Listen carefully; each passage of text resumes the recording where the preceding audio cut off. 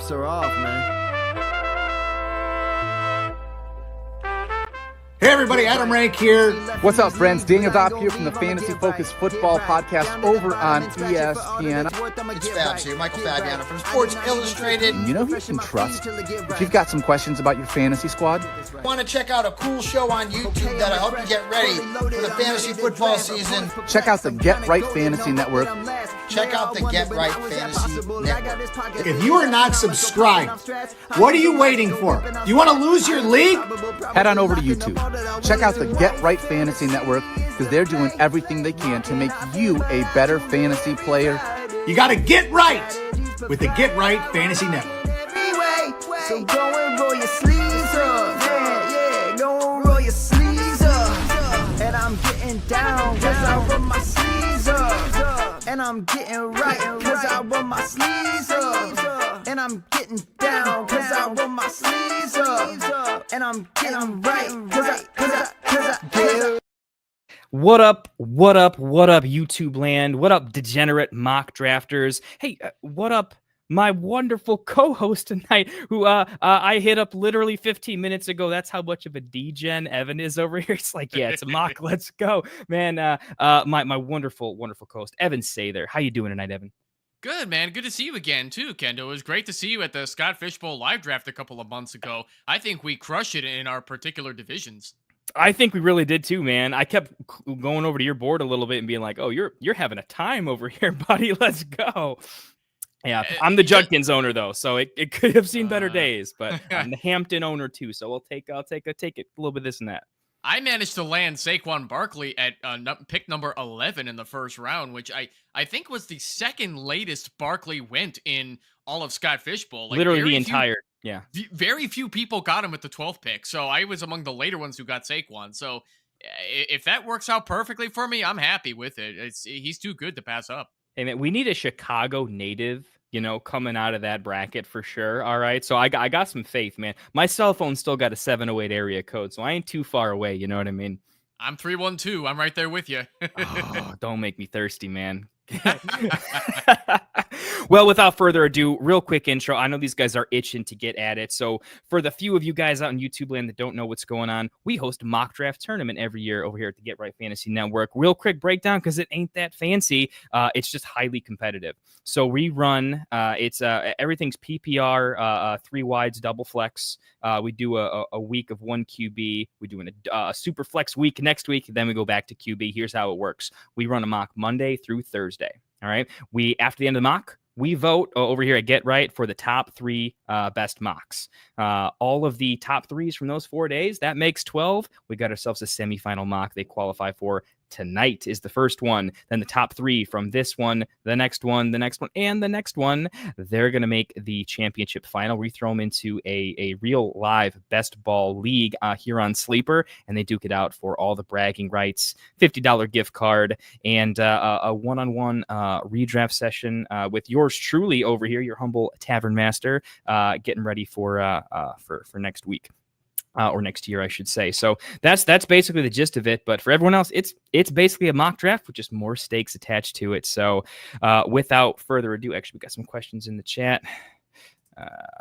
Interesting thing here too, Evan. I don't know if you've seen this. I discovered a kind of not a bug in Sleeper. It's intentional, but it's very weird. If you are running a mock, but you are not involved in the mock, you cannot randomize. If you hit the randomizer, it will kick the last person in and it will put me in. So I figured out that off the cuff last week. Never knew that. I mean, I always participate in all my mock drafts over at Optimus. This is the first time I think I've looked at a mock draft in quite a long time just to judge it and just have some fun with it. That's why I'm here tonight, folks. I'm not in this mock draft, but I am going to judge the ever-living crap out of your picks. So it's either a good thing or a bad thing. Don't disappoint me. Hey, amen. Drafters, I know you guys are all stream sniping everybody, so we're gonna get this live in 3, 2, 1. Let's get it. Earl, you are on the clock, my man. So, good to see you too, Vince Mapstone. Appreciate you shouting me out in the chat. One of these days, my man, you're not only are you my favorite Aussie, but I want to come visit Australia someday when I get some more money for out of USA vacation time again. I want to get a flight with Qantas. I don't know if I'm saying that airline name correctly, but I just wish they had a Chicago to Melbourne or Sydney direct flight from Chicago. They don't have that. I've looked. Let's see. Okay, Jamar Chase, Bijan Robinson, Jahmyr Gibbs. Kendall, none of this is surprising to me so far. Saquon going 104. I mean, could you see making a case for Gibbs over Barkley at this stage, considering that sweet PPR value he's got with all the passes he catches? Yes. I actually straight up right now. Gibbs has passed up Bijan for me. So I think I'm one of the few people that has Gibbs up there. And it really is what I think he's going to do in the pass catching game. And just the fact that, I mean, he scored an unreal amount of touchdowns last year. I don't think that slows down. So Gibbs ahead of Barkley, but he just crept ahead of Bijan for me right now. It's interesting. It's like David Montgomery is a really, really good, starter, handcuff back, whatever you want to call it. But honestly, Tyler Algier is quite good as well. I just think the Detroit offense as a whole, if I'm making a bet on the offense, I'm going to bet for the total yards, total touchdowns for the Detroit Lions and an increased defense. And that's always going to be better for the running back with Aiden Hutchinson back and healthy, hopefully creating some turnovers here and there, allowing them some slightly better field position. The NFC North, I think, is going to score a lot more points this year. All the offenses were good, got better. And so all these little reasons, I mean, we're talking the big three backs here. It's not a big difference, but just enough that, yeah, I'm spiced up on him. I think just to, defend him, he's your boy Barkley. I think he catches more passes this year too, as well, though. Jalen Hurts is not known to be a quarterback to throw a lot of check down passes because he's got them legs to just take off. He doesn't need to check down, but Barkley doesn't nearly need to catch passes to be fantasy relevant even in PPR formats. So obviously he's not going to, I mean, it would be a long shot for him to have another 2,000 yard rushing season, but are you really going to be bad if he only goes for like 1,200 or 1,300? I mean, I'm not betting on it, but I'm kind of neutral to it. I can't say I'm like above or below where we're kind of like market consensus. That makes sense. That's the first time on stream I've ever had water go down the wrong way. How embarrassing. Okay, so I'm seeing Genty go over Christian McCaffrey. Yeah, that's got to be spicy. And we know Vince is no stranger to running mocks, so that's a pretty calculated pick there by Vince. I wonder after the draft if we could talk to him there. McCaffrey's pretty high on my board for sure. Hard for me to take Genty above CMC and Achane in particular. I don't know. What's your take on Genty? Where do you have him ranked, I guess? I like him a lot as a prospect, especially being the guy in the Raiders backfield, because we know that that Coach Pete Carroll definitely loves running the football with his running backs, especially his lead guy. But to take him over CMC, I'm not so sure I'm ready to do that for this year only. I think CMC has got one more good year in him. Assuming he can live with the Achilles tendonitis that he's had. I've had that injury before with one of my legs as a former marathon runner myself. It sucks when you have Achilles tendonitis because it's like something you can't just massage out and be okay with it. You just have to reduce your activity and just try to reduce the inflammation. I'm no doctor, but that's at least what I had to do for it for myself. And the fact that he had it in both legs, that was brutal for him last year. But anyway, I'm still going to go CMC over Genty for just this year. And talk to me again in 2026. That might change. Yeah, I get you. I mean, look, Bijan was kind of a disappointment to some extent in his rookie season, mostly because offensive scheme, coaching staff, other things. Like, yeah, I mean, I think the coaching staff wants to run the ball a lot. But at the same time, I feel like we are projecting close to a ceiling outcome for an offense and an organization as a whole. That like the Raiders are also known as a place that. What did I say? Raiders? I did say Raiders, didn't I? What? I think so. Yeah. I was going to say I was almost confusing two players there, but they have a bad front office. You see how many executives left during the season last year. I'm kind of a big long-term fan of if the organization kind of like stinks as a whole, it bleeds into training camp. It bleeds into kind of just how the players are motivated. I think they're going to want to run the ball, but I think there's an outside chance that the touchdowns are actually quite low for Genty because they're just not in the red zone as much. And the offense just doesn't flow quite as well as we want to. It's a new quarterback and a new system. It's a lot of new stuff. And so Would it be the coolest thing ever if he absolutely smashes? Yes, but I do think he'll be slightly disappointing. Where before the Rashawn Slater situation, I thought Hampton was actually going to outscore him this year. That was kind of one of my spicy takes.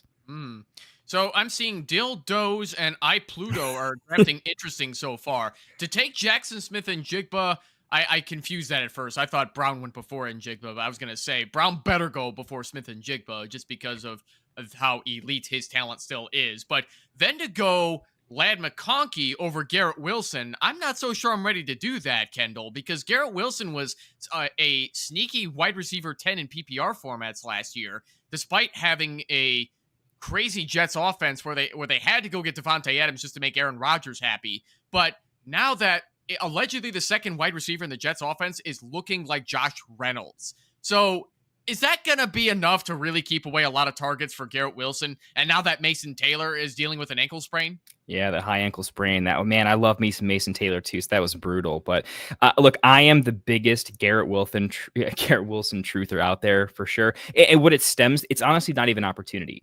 My big take is I think he is the most talented wide receiver in the NFL in the worst situation, like that kind of combo, right? He's like DJ Moore when he was on the Panthers and that whole thing, but like 6 times better. Like when I was scouting Garrett Wilson, it was, wow, he is unreal, an unreal pedigree. He was playing next to other guys who were also unreal and was still really good. So I think he's the type of player, if he ever gets half a chance at a slightly better offense, you are going to see it in a big, big way. So, I mean, I'm penciling him in for like a 32 to 35% target share. I mean, something absolutely stupid. I think the touchdowns probably aren't going to be there, but I this year I see him as like, I think they're just going to be a little bit better than what they were able to do with him last year without the Devontae Adams kind of torching the second half of the season in terms of his overall target share efficiency, just all the things, right? So if you remove that from the equation, I think he basically has like the same kind of breakout that Amon-Ra had, where he was just a PPR king, didn't hit the red zone quite as much, but he didn't care. It just kept him out of like top 3 contention, but I really do think he finishes somewhere between wide receiver 5 and 10, in my humble opinion. Yeah, no, I think that's entirely possible for Garrett Wilson because Justin Fields, the type of quarterback he is, he loves throwing to the first read. And Garrett Wilson is good enough with his route running where it's not going to be a big problem for them to connect this year. Losing Mason Taylor for a little bit is definitely going to hurt because Fields also loves targeting the tight end. But I think a lot of people are sleeping on the Jets offense because A, the lack of weapons, and B, a lot of Justin Fields haters are out there where they're like, oh, he's a running back, he can't throw. Duh. But look, we're not expecting Fields to be a top 15 quarterback anymore. He's just good enough to be a QB2 if you're in a 2-quarterback or superflex league, and a darn good one at that with the rushing upside. So I'm not ready to sleep on Garrett Wilson, but Kendall, as we're ready to move on here, we're starting to see quarterbacks going off the board. I'm assuming this is a 1-quarterback format, Kendall? Yes, yeah. One QB format over here. Okay. Next week is Superflex week, but 1-quarterback format. This is the latest I've seen them go. People are telling us that in our mocks, quarterbacks go later than they do in almost any of their other mocks. So I think it's one of those, when you get an industry mocks, it's always this like, oh, we're all going to go later quarterback. So it gets it to like an extreme level that's not as realistic. But yeah, Allen 410 is the latest I've seen him. He's gone as early as the 2.7 that happened on Thursday, I believe. So do you have a particular take on, because right now it seems like there's the early big 4 and then like 3 rounds before you start getting into the Bo Nix, Mahomes, Baker kind of range. So it's really, and then the last round, we've seen so many of these mocks where rounds 13 and 14 are 50% QBs, where almost everyone grabs their last QB in those last 2 rounds, really punting the position. In your experience from the Monday Night mocks that you guys run over at Optimus, have you been enjoying the earlier, let's say at a value earlier QB, or fully punt and lock up positions? 3 wide receiver double flex league, so lots of positions. I mean, with the mock drafts that we do over at Optimus, I wouldn't say there's a wrong approach per se, because even if it's a 1-quarterback league, now we're in an era where running with the football for quarterbacks, you have to have legs to make it in today's league. That may not be so much the case for guys like Joe Burrow and even Michael Penix to a certain extent, because they do well enough in the pocket. But To go Lamar Jackson and Josh Allen in the 4th and follow up with Jaden Daniels in the early 5th, I think this is perfectly acceptable for a 1-quarterback, 12-team PPR redraft league because they got the rushing upside to justify their earlier pick. I still remember the old days in the last decade, Kendall, where quarterbacks wouldn't go off the board until like the 6th round. Mm-hmm. Yeah, it's funny how that's actually kind of come in those cycles a little bit. You know, it did that thing. The best ball streets just a couple years ago, it was all about, man, we're going to start taking them in the 2nd round because they scored that many points. And yeah, it's interesting. I've gone back and forth a little bit. My current take is I think you can afford to go elite tight end or elite quarterback. I just don't want to go middling. What I really hate is I love the middle round wide receiver value a lot. I tend to go, my build right now that I like is I want to have 2 running backs through 4 minimum, and I'm okay if I have 3. It's not my ideal, but I'm fine if I have 3 because I think the wide receivers in 5, 6, 7, even 8 to some extent are really, really good. I like all the wide receiver 2s this year. There's some wide receiver 1s that are a little bit undervalued in my opinion that I still have high. And then I really like the range of tight ends over the next 2 rounds. They're 9 and 10 with the Njokus, the Crafts, just this kind of Andrews now feels like a value with Likely. So that's kind of how I'm seeing it a little bit. But hey, talk to me a little bit. This is a really interesting range for this. There's a big wide receiver run I always see in the 5th round with this big kind of flattish tier, kind of starting with almost like kind of starts with like McLaurin Sutton and goes all the way till, you know, wherever you think it is, maybe Rome or something. Do you have some targets in this big like 5-6 range at wide receiver that you like more than others, given that you have your pick of the litter most of the time? So in 5 and 6, like if I can get Cortland Sutton later than Rafi 69 Bomb did, I'm thrilled because I absolutely love the sleeper starting wide receiver that Cortland Sutton is. I think a lot of people in fantasy football still don't view him as a darn good wide receiver. He doesn't have to be elite to be a solid wide receiver 2 with wide receiver 1 upside. I really like that pick. And Jalen Waddle going at the 509, I feel like that's a heck of a steal. I think a lot of people are forgetting how talented Jalen Waddle is, considering what a horrible year the Miami Dolphins had last year with their entire offense. I mean, they lost Tua due to another concussion, and I just did not see any solid leadership from Mike McDonald's coaching for the Miami Dolphins. I just didn't think that team gave a crap last year. Yeah, I kind of agree. It felt like they knew it was a lost season early on, and they just kind of fell away from it. So it feels like the talent's there. The beat reporters are all saying that Waddle's looking really good in training camp. He's making a lot of plays. It seems like Tua's doing okay. You know, the fact that we haven't seen any sort of Tua injury scare. I mean, we've seen the Stafford, you know, issue. We saw Justin Fields have an issue. God forbid Anthony Richardson's doing his thing again. But you know, Tua is somehow a healthy quarterback compared to a lot of others. So I'm not projecting the Dolphins to be great again all of a sudden, but I agree. It does feel like Waddle. It feels like he's almost safe with upside, I guess. I don't see a world outside of the team is completely trash. Like I think you normally kick out injuries. We just kick out because it happens. It's kind of luck based. And yeah, I think that feels pretty good there. Certainly. I mean, I love Waddle a lot more than some of the other picks, just in terms of where I think his ceiling floor is at for sure. I'm looking at Pastor Sauce's team so far. Getting Terry McLaurin at the 402 is a crazy steal, considering that he's lost a lot in ADP because of his hold in so far, and he's requested a trade. Kendall, what do you think? Do you think he's getting traded? I don't think he is. No, I don't think he's getting traded. Even in like the sports agent space, I just think that it seems like everyone wanted to go to Washington. They're one of the it teams. Everyone's feeling good. Everyone's getting super hot and bothered by the quarterback combination there. So there's a lot of good things to feel good about there. So it feels like there's a lot of people that just know a deal's getting done, but they got to do the politicking. But I'm not overly concerned with it. This is not like an AJ Brown during the draft thing or anything like that. I think it'll get done. I think the team has a legitimate, you know, the front office is going to have to play some hardball. I mean, if you look at the roster, I mean, it's Zach Ertz, it's Debo, it's McLaurin. Everyone there is really, their entire offense is really old. If they want to make this a dynasty, they got to make some smart decisions. So I think it's a sign of a well-run organization that they haven't just poured a bunch of money into them already, and they got to be a little bit safer about it. And I'm sure those conversations are taking place.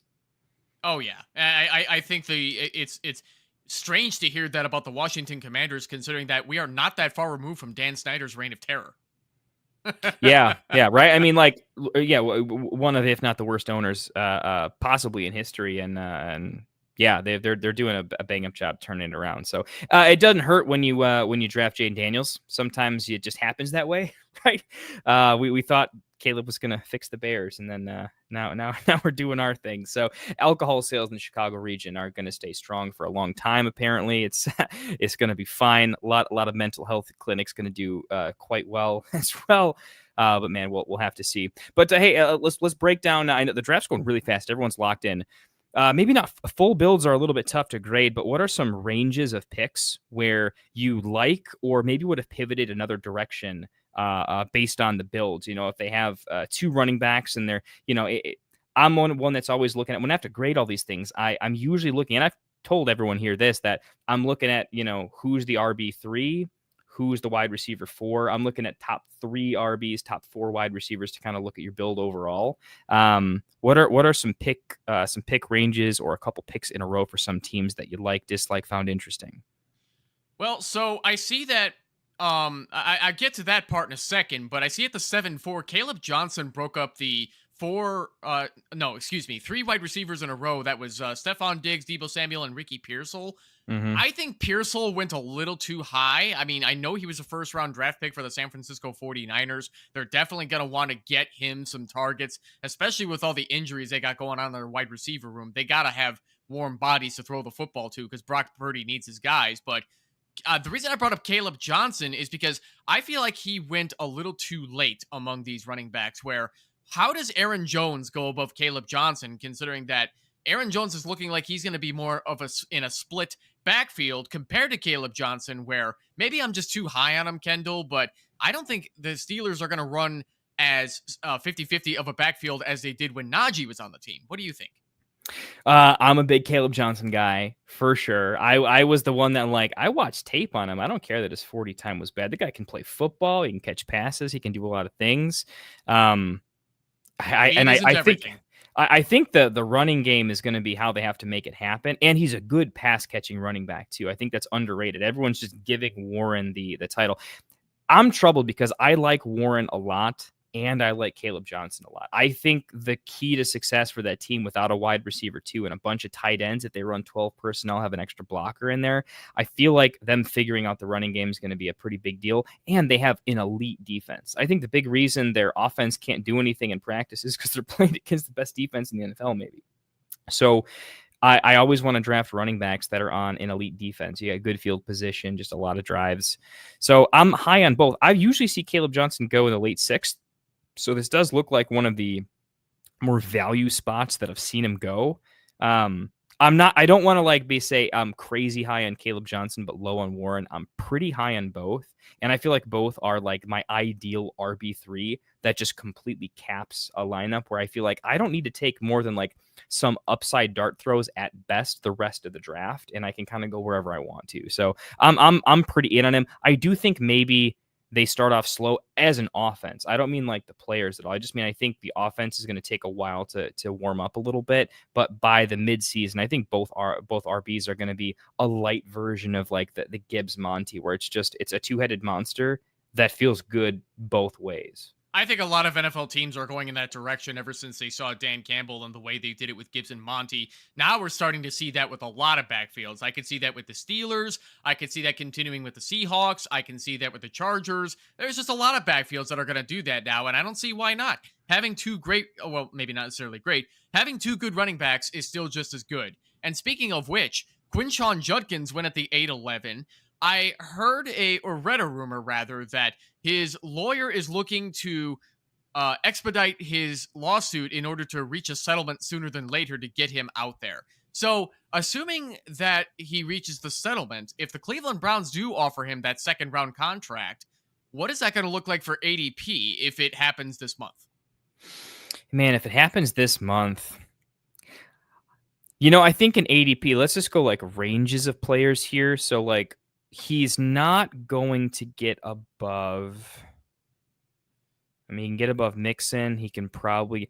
I don't think he can get above Brian Robinson, though. So I think it's still like a static range. So it probably bumps him up about half to a full round. But I think it's more about the player name specifically rather than like how much his ADP in terms of like an overall top 250. Maybe that's me. I think there's a level of, if I look at the dead zone, if you want to call it that, like Brian Robinson for me is a good offense, good enough, probably gets 10 touchdowns. And I'm just not going to take a rookie over that. But as soon as we get to, and Tracy's getting a lot of love in camp too right now. But once we get to like the Jordan Mason, where I like Jordan Mason a lot, that's when I start slotting in Judkins. But if you want to go Judkins any earlier, I feel like you're playing best ball, not managed, right? You're kind of saying, hey, I hope this really, really works out, right? Or you're drafting for super, super upside. He's not the archetype right now because honestly, the Cleveland Browns, I don't think are going to be very good. And my big take is even if he gets on the field, Ford's still there in system.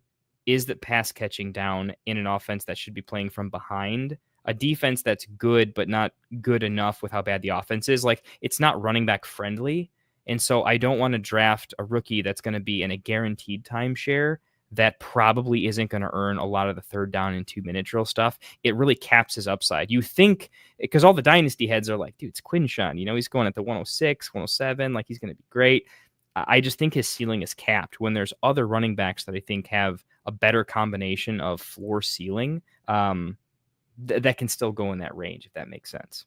Yeah, and I'll be honest with you too, Kendall. There are quite a lot of backfields this year that I want no part of in fantasy football. Titans, Giants, Cowboys, and Browns are like my top 4 of backfields that I am avoiding completely. I do not like anybody in that Cowboys backfield. I do not like the Tennessee Titans between Tony Pollard and Tyjae Spears.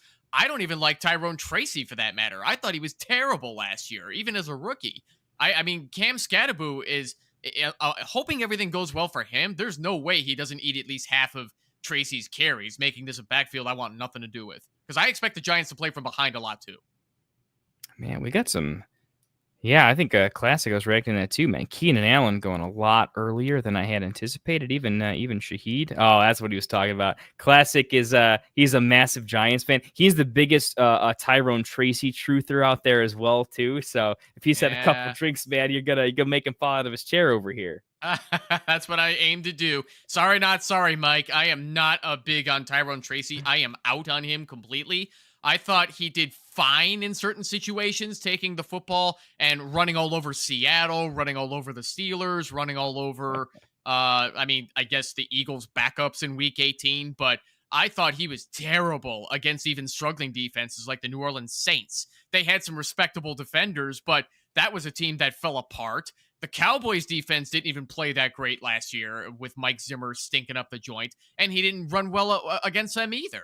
So, no way I expect Tyrone Tracy to get more than 10. Well, assuming he's splitting 50-50 with Scadaboo, he's going to be lucky to get 10 carries in a game. I don't think they're going to feed him 16 to 20 times again. We'll have to see. Whatever happens, I have a lot of Malik Neighbors. So whatever happens, I just need the Giants to not be a tire fire. It doesn't feel good. So like now in Dynasty, my Dynasty rosters actively need the Bears to be good. I need the Giants to be good. I mean, this is not off to a great start. I kind of need the Jaguars to be good since I was like, nah, I'm in on Travis Hunter. It sounds like too much fun. Let's go. I am loving how much I'm irritating Mike with my Debbie Downer attitude on the New York Giants. And he's also bringing up some good points with Russell Wilson being a check down machine, which I definitely expect him to do. Scadaboo is not great in pass coverage right now, and that you expect that out of a lot of rookie running backs, where they're not going to be great blockers out of the gate. They need some time to develop, to put on some weight, hit the weight room, and cut out all their old bad college habits, and just because you know what it's like in college, eating all that nasty food on campus. They gotta get with the NFL and the NFL standards and just get good, right? So. Yeah, no, definitely Tyrone Tracy will be used in a lot of situations that Scadaboo can't do, but I don't think that's necessarily going to equate good fantasy points that you want to depend on as your RB3. No, thank you. I'm out. I'd rather have Jalen Warren. I'd rather have Jordan Mason. Joe Mixon going this late, too, blows my mind, too. I mean, I know he's hurt, but give me Mixon over all those guys. Hey, fair point. There's a meta game to this, too, you got to think about, right? So there are some players that are going pure like my rankings, let it go, right? There's a meta game to like we're grading this, and everyone, like a lot of folks, like some people are just playing like, all right, who all are of Kendall's favorite players? Okay, because Kendall and Phil think kind of alike. So I'm always curious who metagamed and who like actually agrees with me. You know what I mean? It's tricky. But hey, I got to get your take on a couple of these. I'm a late round pick guy in a big way. When I have to grade these, I look at so many mocks and I'm like, look, there's so many that are super close. Just I like them all. How do you go one over another? My biggest tiebreaker for me is I think there are more close to what I might call an objective mistake from build order quality, from a correlation perspective, from a who else is left that could fit. So I was having to just say, all right, in the last 3 to 4 rounds, who made like less mistakes or who made more picks that I love and I think could be like not league winning but close to it. So I'm curious to see who you really like, and we can skip the dislikes, but if there's a pick you dislike, who would you rather take instead? That is kind of a value. Anybody that comes off the board that you're like, yep, that's my dude, absolutely. But when you say later round, like how late are we going here? Right now, last 3 rounds. Okay. Basically, call it last. What I've seen is that the 11th still has like good tight ends, so I'm not going to call that late, but it's really been 12 through 14 where I've kind of seen the like, all right, these are the nasty boys, these are the called shots, these are the anywhere in ADP, and I'm pretty passionate one way or another about every single pick in these 3 rounds. Just to get away from some giant slander to give Mike a break here, I really hate the Nick Chubb and Tank Bigsby picks in the 11th round. I do not like either anymore. I'm deeply concerned about Nick Chubb losing his explosiveness as the alleged starter over Joe Mixon while Mixon is hurt, which is also why I am so glad I drafted Woody Marks in my home Dynasty League rookie draft in the 4th round this year. And Tank Bigsby to me is A.J. Dillon, but slightly more talented. I do not like Bigsby at all. He's very one-dimensional, and I don't think the Jaguars are going to be feeding him as much as people think, because there's a lot of Travis Etienne haters out there because he was getting hurt a lot over the last couple of years. Yeah, I could see the Jaguars moving on from Etienne because he was Urban Meyer's draft pick, but it's Etienne's backfield until it's not, and I don't think Bigsby is a sufficient backup for that. I really like Isaac Guerendo at 11.11 because he's a fantastic backup in case CMC's constant Achilles tendonitis continues to kick in, because Guerendo has shown that he can be the guy when he's healthy. He was actually my league winner for the 2024 season. Yeah. And that was until he got hurt. He looked good, like broke off that long run. He even caught a lot of passes. I watched every second of that game for my dynasty implications, and I'm like, hey, he can catch the ball just fine. Yeah, he's nice.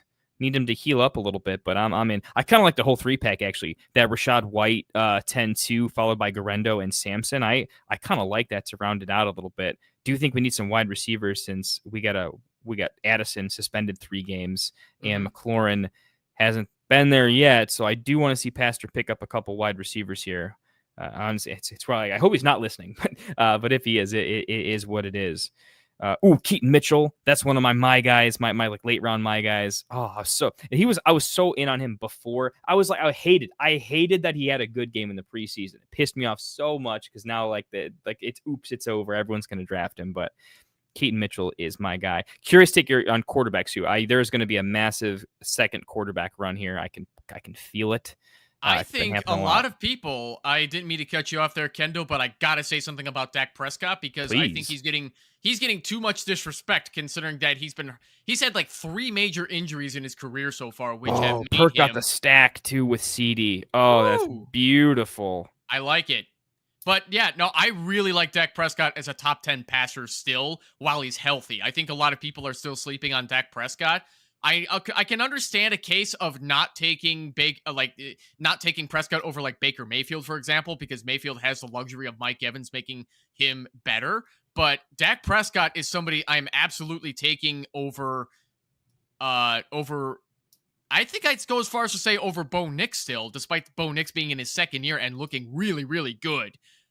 Justin Fields going at the 9.4, that's way too early for Fields. I'm sorry, Redire. I like Justin Fields. I am a Justin Fields truther, but I just don't think he has enough to offer to take that early over Baker Mayfield, Dak Prescott, Brock Purdy, Jared Goff. I think that's a big whiff. Yeah, I just think it's early. If I'm going the Fields route, I'll be honest. Like, if you're telling me you take Fields in like the 12th, then I'm like, okay, I'm all about it. I've been doing a lot of like Fields McCarthy or like Fields Purdy, something along those lines, where I've got something else with him. I feel like he probably could have waited a little bit, but I see where he was going. He's got the Garrett Wilson 3-4. He knows I'm pretty into Garrett Wilson too. I think probably around early, especially if I just look at the board, right? There was already 1, 2, 3, 4, 5 quarterbacks from the teams after him. So the likelihood that Fields came back to him was incredibly high. So from a high end analytical draft perspective, if you know 5 out of 7 guys after you, I think, have quarterbacks, you got to fade 2. That's it. I'm probably going to roll the dice a little bit because there's still some good picks there. What I find interesting about Redyer's team? He had a really strong start going Barkley, Taylor, Wilson, Smith. Jameson Williams is a fine wide receiver 3. And then it just started to fall apart with going Aaron Jones over Caleb Johnson, which I said earlier I don't agree with, but that's fine. You got Did work out for him. Did get Caleb on yeah, the wheel. Exactly, yeah. And then he went David Njoku, which I do not like this year. And then he took Fields way too early. Keon Coleman, I need to see him prove it in order to be a solid wide receiver 4. And then he followed up with Marvin Mims, who I think is a solid dynasty sleeper. And then he went Trey Benson, where I don't think Benson's going to get as much work as people say, because James Conner is healthy and he will play the bell cow role because they're paying him to be the lead guy still. So it's going to be Conner's backfield until it's not. I would have rather gone with I would even take a chance on Krosky. What's his name? Krosky Merritt with the Washington Commanders? Yeah. I would have rather taken a shot on him over Benson. I think that's kind of a whiff, but he couldn't get him anyway because he got sniped. And I love Thornton on the Las Vegas Raiders. I think he could potentially be the wide receiver 2 in that offense. He's looking really good. Jack Beck is looking like ass. Yeah, it looks like he's gonna not be on the field quite enough. He's just I drafted 0 Jack Beck. I know everyone got really into him. I just don't like these guys that have a really nice Senior Bowl. Daniel Jones was a guy that got hyped up because he had a really good Senior Bowl performance. Not my guy, yeah. So I thought he was fool's gold. Ooh, love me some. Are you in on the Torrey Horton game? I love me some Torrey Horton, babe. Ooh. He looked fine in his first game, but I need to see more evidence that he's ready to be a big body outside receiver in the NFL, where, the Seahawks, I can see why he's getting the hype because the Seahawks have 2 elite slot receivers on their team between Jackson Smith-Njigba and Cooper Kupp. They need somebody who can solidly play outside, which appears to be Torrey Horton.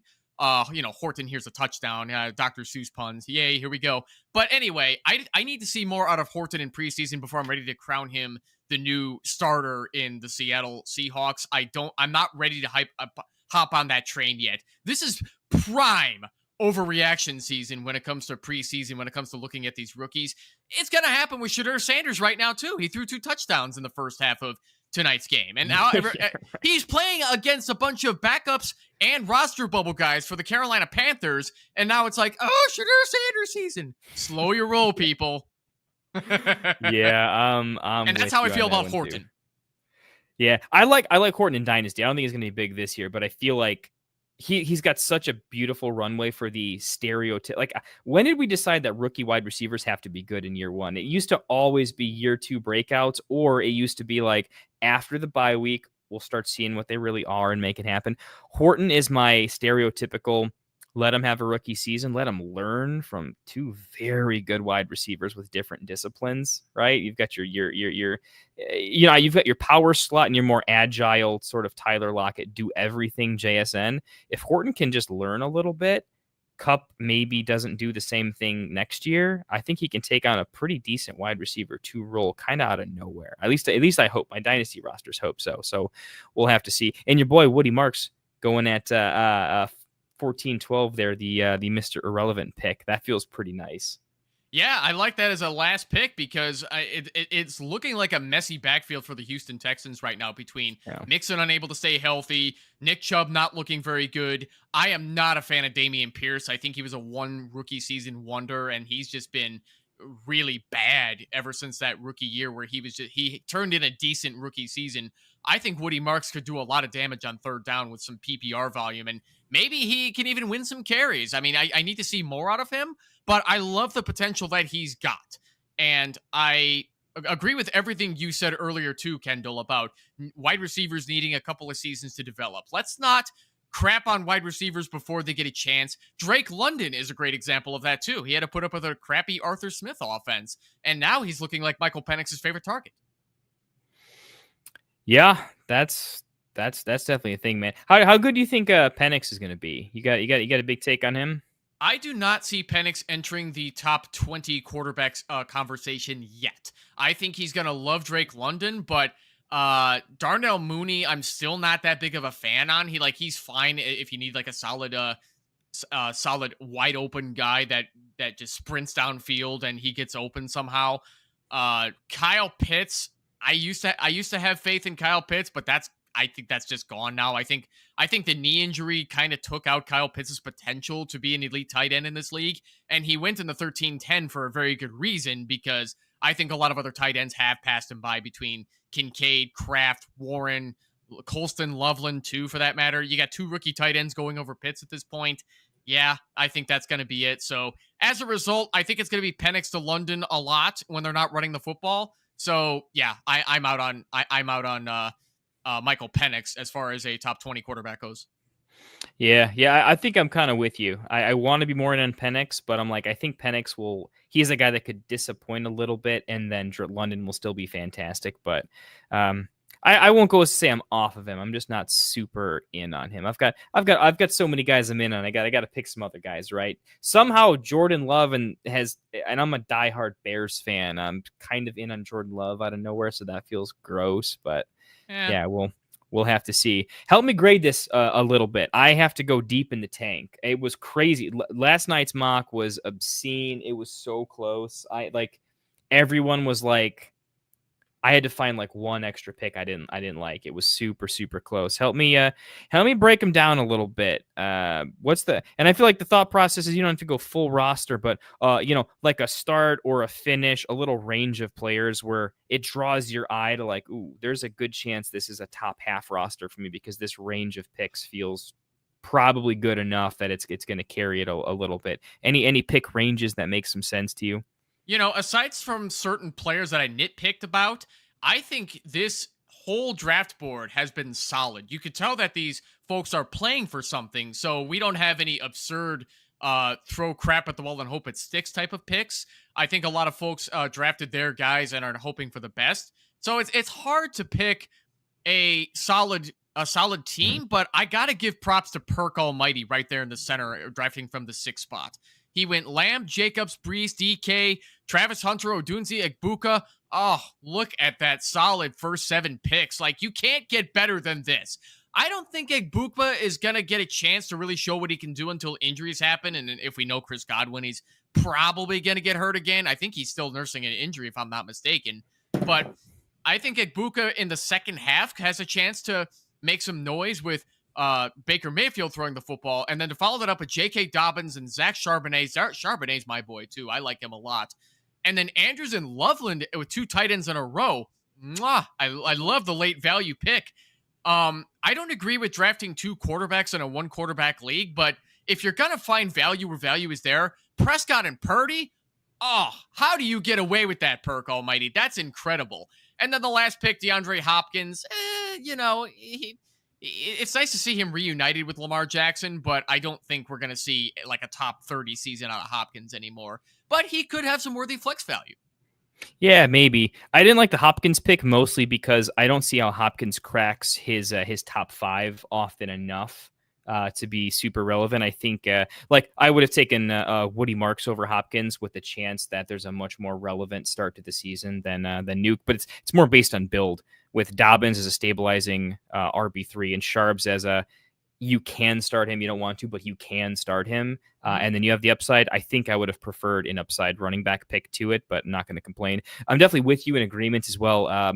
It feels like if you don't take Purdy there, who's available on the waiver wire, probably almost equal to Purdy, pretty close to it. So it feels like I would rather take at least a shot on like just looking at what happened on the board like a Tillman, just in case his breakout in the middle of last year was not a fluke and he actually does something big as a bigger part of it. Or like the Shipley, the purely like if Saquon just had 400 touches, if something crazy happens week 1 or 2, I at least want the shot that something could happen, because I'm going to drop my last pick 10 times out of 10 for the hottest waiver thing for sure. So I just want someone that I'm going to see something and that's going to make me not want to drop them.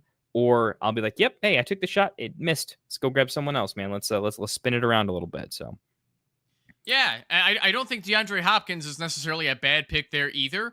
And I agree with you, Rafi69 Bomb. I think Jalen Waddle has a shot to really prove that this is his wide receiver field this year, which he already did his rookie year before the Dolphins went out and got Tyreek Hill when he chose not to re-sign with the Chiefs. So, yeah, I think Tyreek Hill, I don't know if he's got the same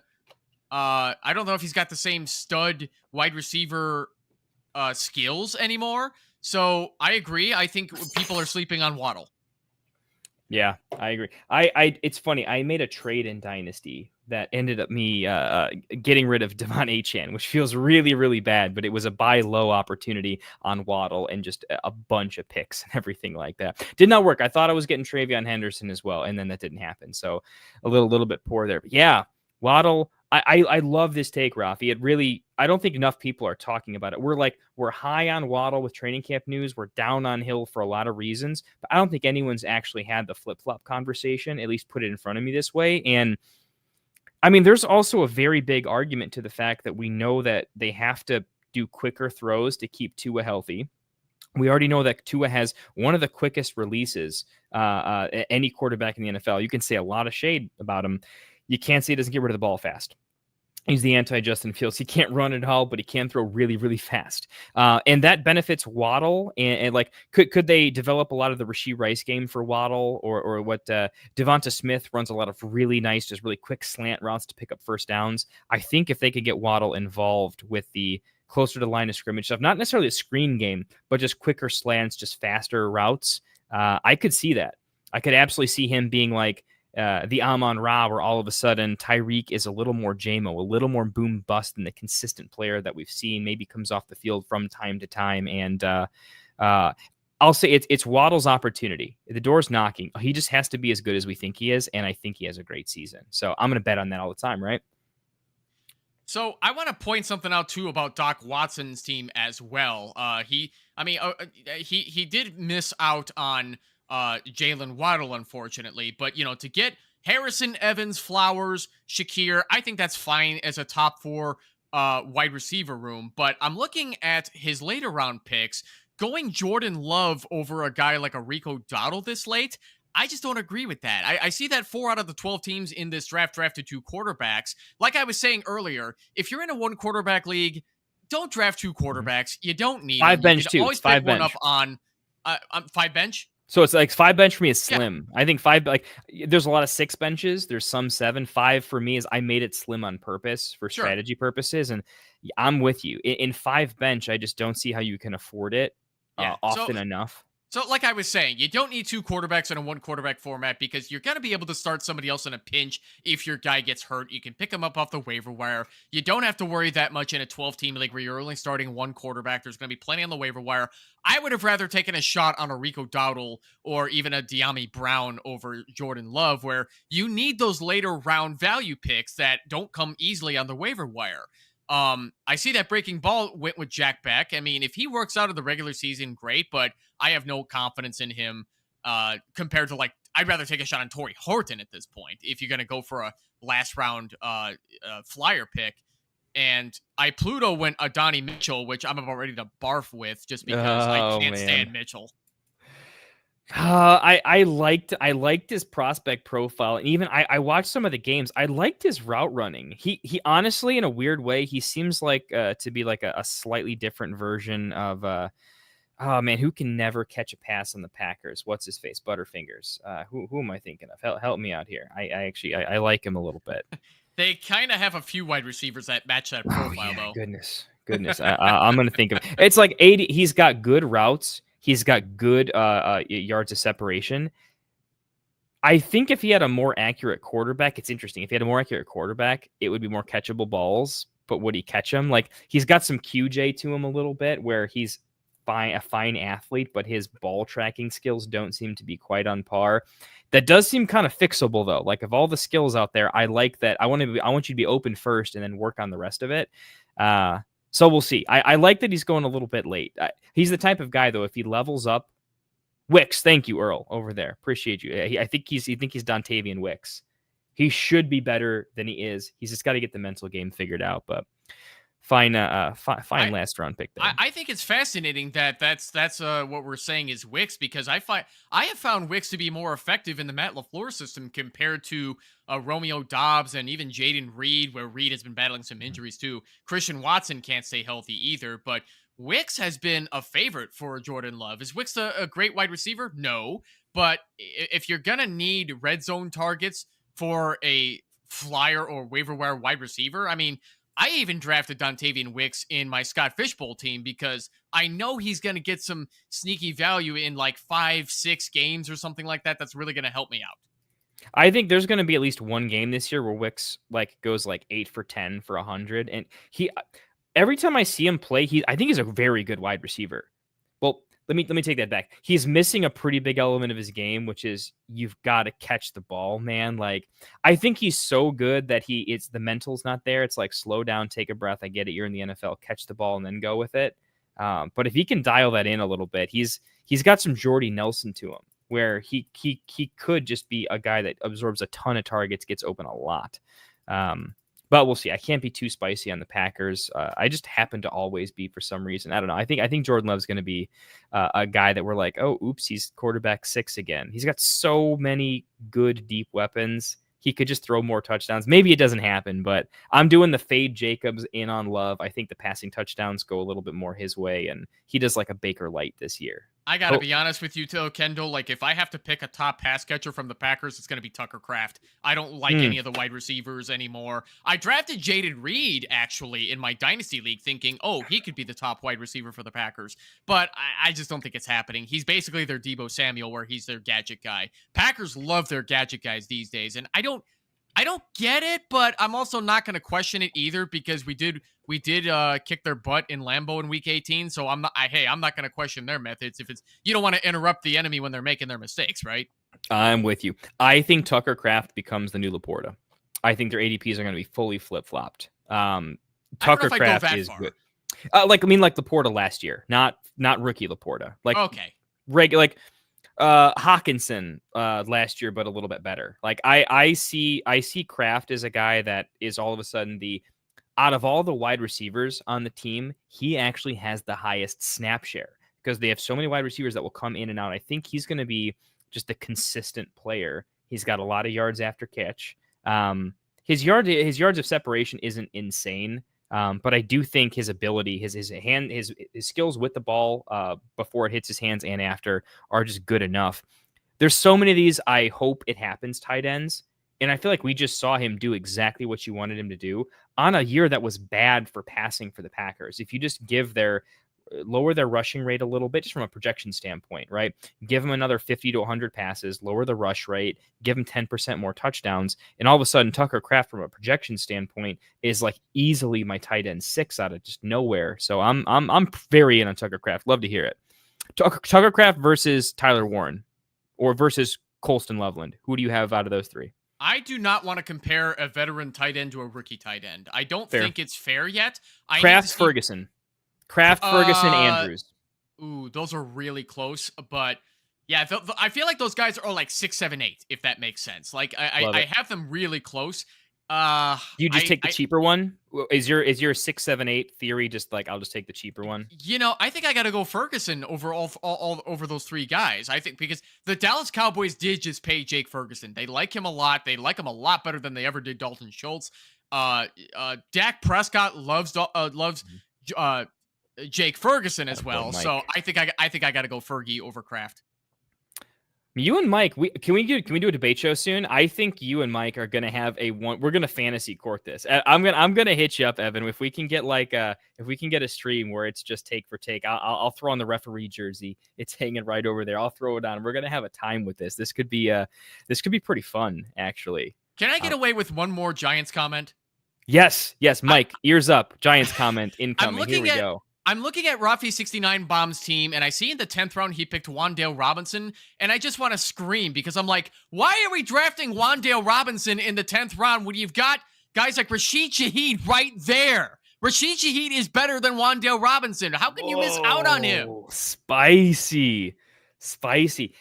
Evan, I gotta say, this is the first time today, I think, potentially that we have a major disagreement, man. The Wan'Dale hate over here. I'm the biggest Wan'Dale truther outside of Classic Mike, maybe in existence.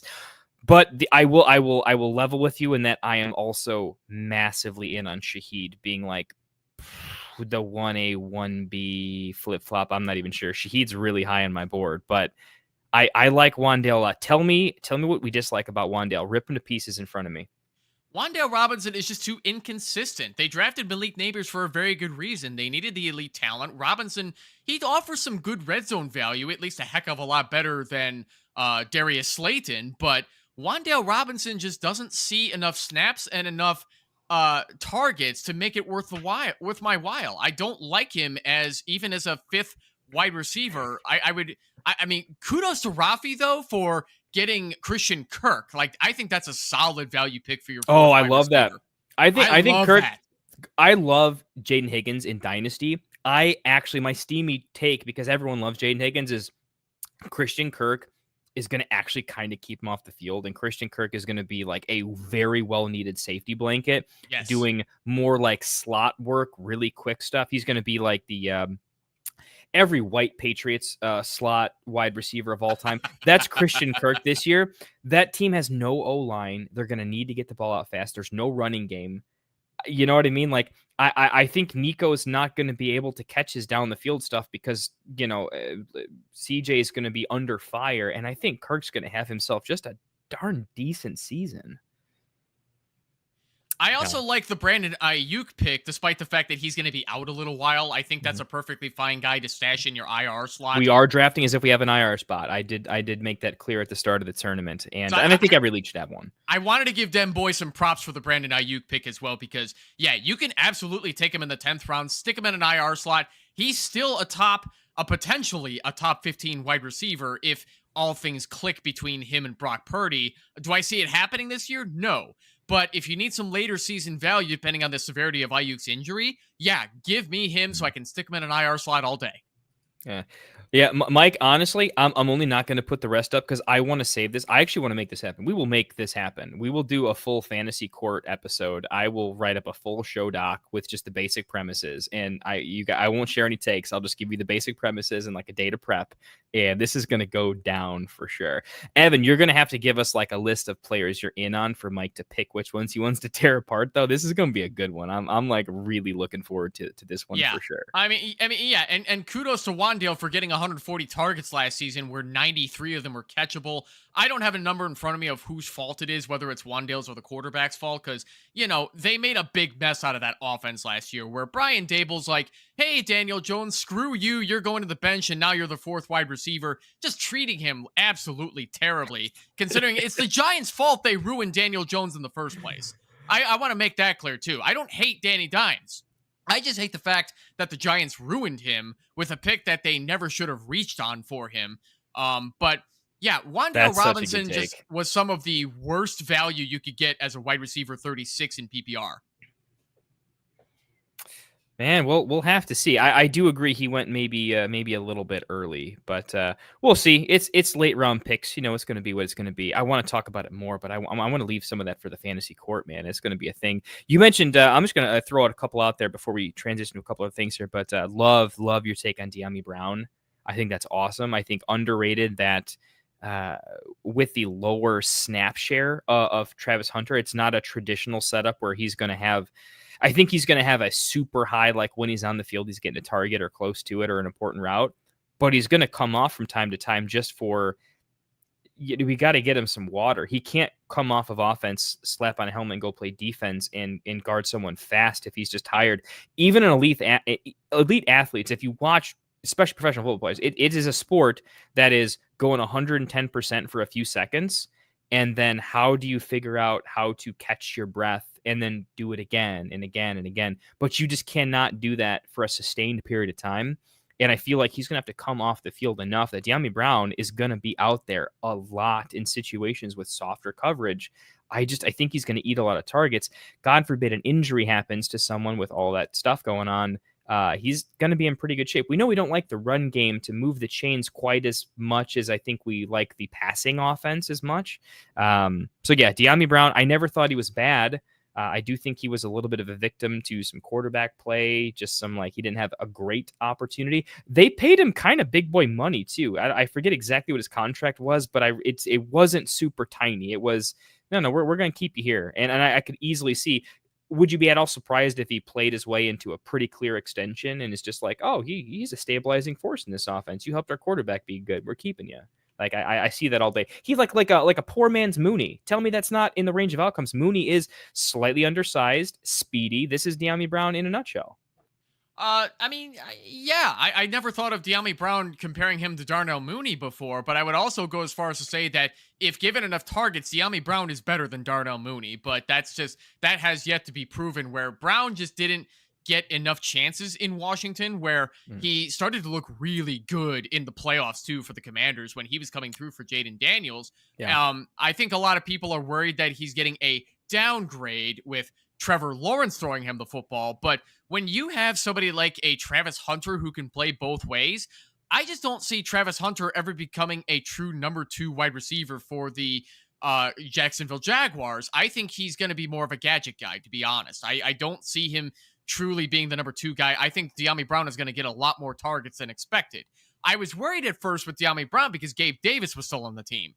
Then they released him with a lot of money they still owe him. So that's on the Jaguars to have to pay up, but I do like Dyami Brown a lot. I don't think he's going to provide every value week in fantasy football, but he's a strong flex option as far as I'm concerned.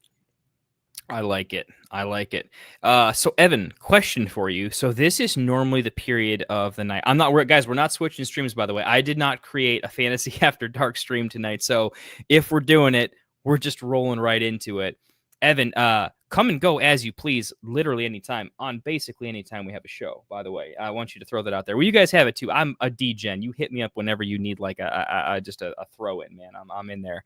You bet. This is normally the time where we'll get our late night DJ voices going, and I got to grade all these. So normally I'll start breaking down some rosters, taking if anyone from here wants me to break it down, we can go kind of pick by pick what I would have done something different, get a little bit granular. How much time do you have? You want to hang out for a little bit, or what you got going on? Yeah, I can hang for a little bit.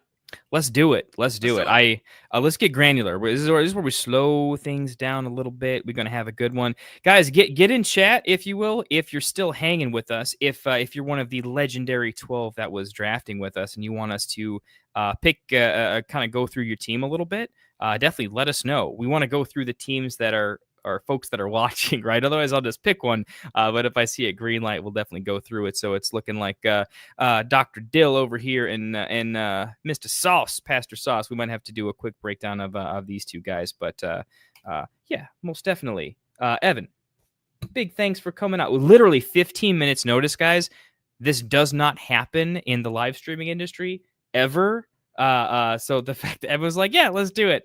You're an absolute degenerate person. But I love it, man. I freaking love it, dude. Yeah. Lucky for you. I was just finishing dinner and I'm like, all right, yeah. I just had to go wash my hands because I was eating ribs for dinner. So I didn't want to get my peripherals all sticky from the barbecue sauce. But yeah, no, it's been fun. I'm glad you had me on. Oh, for sure. All right, we got one question, and then I think Dill said hit me on his roster, so we'll hit him first. I think you're first in, but we got a quick one.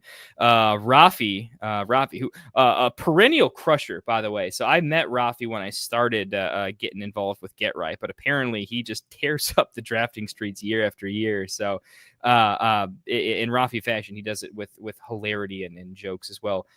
What do you think about his question over here? What would you have done? Do you think I should have gone with Calvin Ridley over Emeka Egbuka instead of Laporta? And we're talking about 6'4" here. Yeah, so considering the three wide receivers you drafted between Devontae Adams, Cortland Sutton, and Jalen Waddle, no, I don't think you needed to draft a fourth wide receiver right there. You already started really strongly, and to get Sam Laporta as the fourth tight end off the board, he is a top 4 tight end as far as I'm concerned, even though the Lions kind of showed they wanted to get the ball in those hands of the wide receivers last year. But even then, it's like, who else did they really have outside of Amon-Ra and J-Mo, right? Like, they got to throw it to Laporta in the red zone too. So I think as your first tight end, yeah, I think that was the right pick in that situation. Yeah, or I'll just throw out there, I wouldn't have hated going with I guess I don't think I'm as low on Aaron Jones as you might be, but I would have been fine actually as my wide receiver, my RB3. Sorry, I'm kind of high on him. I know I'm going to throw it out there. I would have been fine with Caleb Johnson there too. As well, maybe a little bit before ADP, but I wouldn't have hated it. Just knowing that I think I'm still going to have a range of wide receivers that I like in the next round for sure, but I know for sure that the running back value is going to be dead by the end of the 7th. So I don't think it's a mistake or a bad pick. I think there's other options, but I do agree that I don't think you want to box yourself like, all right, wide receiver set. But now you have to start reaching and bleeding value in the later rounds. So I'm a big fan of take a, this is like kind of a stock market play. It's right. Take a lesser gain or a slight loss at a point, because if it locks into more value later or stops a reach or a value bleed, that's a net gain. So I'm a big fan of upper level draft strategy. Don't always draft best available if you think it's going to box you into a worse situation or multiple that can spiral out of control later on. So sometimes I'll set the market and say, hey, I'm going to make sure I'm stable or a little bit more balanced at a position so that more falling value can kind of come to me a little bit. So yeah, appreciate the question a little bit, but let's go ahead and let's hit Dr. Dill's lineup over here. Appreciate hopping in. New friend of the show over here. I think he's in a league with Perk Almighty. I think a couple of these fine gentlemen were new fans of the show. So guys, by the way, if you don't know, Evan and the boys over at Optimus do a lot of mock drafts. They got a lot of stuff going on. So if you're free on Mondays, you need to be hitting him up as well. So he's going to be posting in our Discord. So if you're not signed up for us, you better get over there and draft with them too. They got a fun show going on. So let's talk about it. Let's just break it down. Let's start with the first 3 picks and then kind of go from there, because I think Cook is kind of a divisive pick at 4'11" to some extent. But Bijan at 1-2, JSN 2'11, McConkey 3-2. We already talked about this a little bit, the JSN McConkey, so we don't have to go too much into it. I don't think we've talked about the Bijan pick at all. What do we think about the 2'11 and the 3-2 there in that order based on the range? So I like Jackson Smith-Njigba as a first wide receiver. I love the talent that he's got. The Seahawks already started treating him as their wide receiver 1 even before they traded DK to the Steelers. So yeah, I think that's a perfectly fine 2'11, especially if you're going to grab your first wideout off the board after you grab Bijan at the 1-2.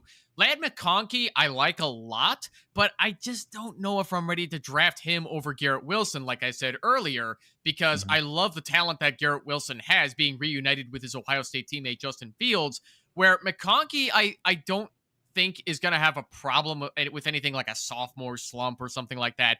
I don't even see Trey Harris eating into his volume either, but I just like the talent in Garrett Wilson better. I just think he's a better wide receiver overall. Any running backs in consideration? Real quick, guys, I see a lot of the messages. I'm not popping them on screen, but I'm reading everything you guys are saying. We'll get to those in just a quick moment for sure. We'll go through a couple more of these rosters, just letting you know we're hearing you a little bit. Anybody else in consideration? Because I agree with everything you're saying. We talked about the Wilson pick. Was there anyone else? Let's say McConkey's not in consideration. Would you have gone any other directions? Is Hampton in consideration? Do you like reaching on an RB here? Or is it just clearly like you're taking Garrett Wilson here 10 times out of 10, end of story? So I Pluto drafting Omarion Hampton at the 3-3 is fascinating, because I don't think he's ready to be a 3rd round running back at this point. Give me Kamara, give me Brees, I'll even take Ken Walker. Hampton is going to be sharing that backfield with Najee Harris. I know Najee Harris blew up a firework in his freaking face and hurt his eye doing it, but he's going to be fine. He's not blind. He's going to get back. He's going to get back on the field. I think they're going to use Najee to split with Hampton just until Hampton's ready to show later in the season that he's ready to take on a larger workload. So I don't like that at the 303. I would have rather had Kamara, Brees, or Ken Walker at that draft position. Okay, so that early third, we're kind of locked into Wilson there. Let's skip the Cook pick and just say Daniels 5-2. Do you, if you're staring down the board, Daniels 5-2, is it an insta pick, or do you still think no, you could keep punting and take a positional? Is there a positional value there that you like better, or is that just a pick? Positional value for which player? I'm sorry. 5-2, Jaden Daniels. Is that just like an auto pick, or do you really like the rest of that range so much more that you would? Because Jaden Daniels normally goes a little bit higher. I mean, this is a fair range. Sometimes he goes late fourth. In our mocks, our ADP is different. I actually want to get an ADP set for our mocks because quarterbacks always go a little bit later. But how do you feel about Jaden Daniels 5-2 versus what's on the board? I think Jaden Daniels at the 5-2 is perfectly fine in a one quarterback league, where I think that's almost a steal for what he offers these days, where he can run, he can throw, he can do a lot with his talent. I think that's totally fine at that value. If you need a quarterback, I think that's exactly where you grab him. I just didn't like where Dr. Dill went way down to the 13th round and got Jared Goff as his second quarterback. I think he would have been better off drafting another skill player like Deontay Thornton or even a Josh Palmer. I would have rather taken a flyer on one of those guys, or even taken a shot on your boy Keaton Mitchell. I don't agree with Keaton Mitchell's hype, but why not take a shot on him? I'm with you. Let's do a block pick here. 2 takes. Basically, not so much in or out on James Cook, but we're playing the game of how well did they draft given the resources and board at their disposal, right? So we do get Jaden 5-2. So you could easily flip these. You could say, okay, he took Jaden at 4-11 and Cook 5-2. However you want to kind of cut it up. Specifically the Cook pick. Do you like, dislike? Would you have gone a different position or at the position, knowing that we probably need a running back at some point, especially since the next time we would take is in the 6th round? Would you have gone a different route? Is that sort of a pro, neutral, or minus? And then after that, we'll go into the Godwin through Shaheed range, and just gets kind of a lightning round take there on plus or minus on those picks. I think James Cook going at the 4-11 or even the 5-2 is perfectly fine, considering the other running backs that went before and after him. I think Lordo Fanta took Travion Henderson a little too early as well. We saw how amazing he was in tonight's preseason game, and I think that may have influenced his decision. I think it probably did a little bit, yeah. But that being said, I don't hate the pick in Travion Henderson. I think he's going to be a solid RB2 this year. I mean, he's going to be splitting with Ramondre Stevenson for the time being until he can prove he can take on more work. But I would have rather taken James Cook over Travion Henderson for the time being. I get you. Okay, talk me through, and I'll jump in with you, take for take here. Godwin through Shaheed. We have our positional dump, the bulk of the draft. We kind of got through 102 to 411. We don't like the McConkey pick as much. Everything else is pretty clean. Godwin through Shaheed. This is sort of take your shot, right? This is where you're allowed to be biased, right? I always try to grade drafts in 2 ways. There's how close to my pick order was it? Like if you take a player, but I have a player ranked way higher, it's based on my personal rankings, so I have to do that. But then there's if I take away my personal bias and just say from a build perspective, from what was available to them, did they make the best of what was in front of them? How do we feel about that big range of basically that's your draft, right? You've got your big positional studs, but then this is the body of your team here. And oftentimes this is kind of where it can make or break and feel good or feel bad. Pick for pick along the lines, how do we feel about this range here? I think I have to be honest too. Like the Chris Godwin pick always makes me nervous because he's struggled to stay healthy, and he's actually still trying to stay healthy right now. So ankle picture, yeah. Yeah, but the way we have to draft is that we have to assume that the talent is there, and we have to believe in the talent regardless of injury.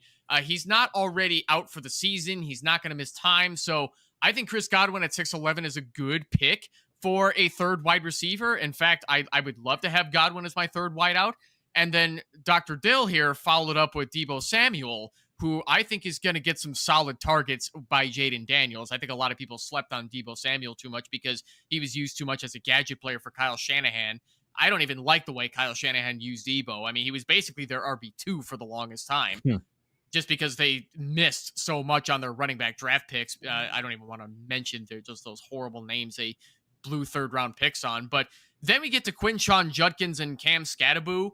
I mean, for 3rd and 4th running backs, I mean, J.K. Dobbins got. I'm not a big fan here, to be honest. Just to throw that to you. I don't like Cam Scattaboo this year, and I don't know if I can believe in Judkins yet, depending on if he can reach a lawsuit settlement. But yeah, I mean, you're missing out on ETN, which I would have rather had ETN over both of those guys. Jerome Ford, I don't like very much because he's only good out of the gun. He sucks from under center. I probably would have rather taken I would have taken a shot on Ramondre Stevenson or even Najee Harris for that matter, despite the fact that Harris needs to come back. So I would have rather had those guys over Judkins and Scattaboo. Kendall, I feel like we are now in an era in fantasy football where rookies, even in redraft leagues, are way too overvalued. A lot of people are forgetting that rookies need time to develop, and especially rookie running backs, if they're going to get work immediately, you're not really going to see it from most of them until like after week 10. So don't reach on rookie running backs this early. I think you have to go safer with the veterans that have proven they can do it. And if you can get somebody like a Judkins or a Scattaboo in like rounds 13 or 14, more power to you. That's even better. We saw this last year, right? The dead zone was unpopular in all of the fantasy industry folks. You know what I mean? All the talking heads. No one liked the dead zone. It was, and it won everyone leagues. David Montgomery, James Conner, Alvin Kamara, that whole tier of like late 4 to early 6 just crushed it, right? And I do think at Dynasty keeps getting more and more popular year after year, and the news cycle, the amount of fantasy football coverage, the amount of stuff that's out there starts earlier. And I think if you combine the sort of social mind meld of more and more people are getting into Dynasty, so they're more and more keyed into the rookies, and it's fun to hype up the rookies. I don't think it's just Dynasty, though. I think Best Ball is also influencing these decisions because there's a lot of advice that goes way too hard on the draft rookies, because they prove to be great value later, where a lot of the casuals are not going to think about players that they don't know, because a lot of casuals prefer to go with talent that already has proven themselves. And I get it. I am that way to a certain extent. But I don't go reaching on Judkins and Scattaboo in rounds 8 and 9. I would much have them, like I said, I would rather have them much later than where they were drafted. I'd rather go with an ETN or a Najee or a Ramondre over those guys just for this year only. And yeah, so I think, like you were saying though, Kendall, Dynasty and Best Ball have been too over the top with the infatuation with rookies. And don't get me wrong, we're in a great running back draft class. But that doesn't mean we start acting like they're ready to be treated like studs.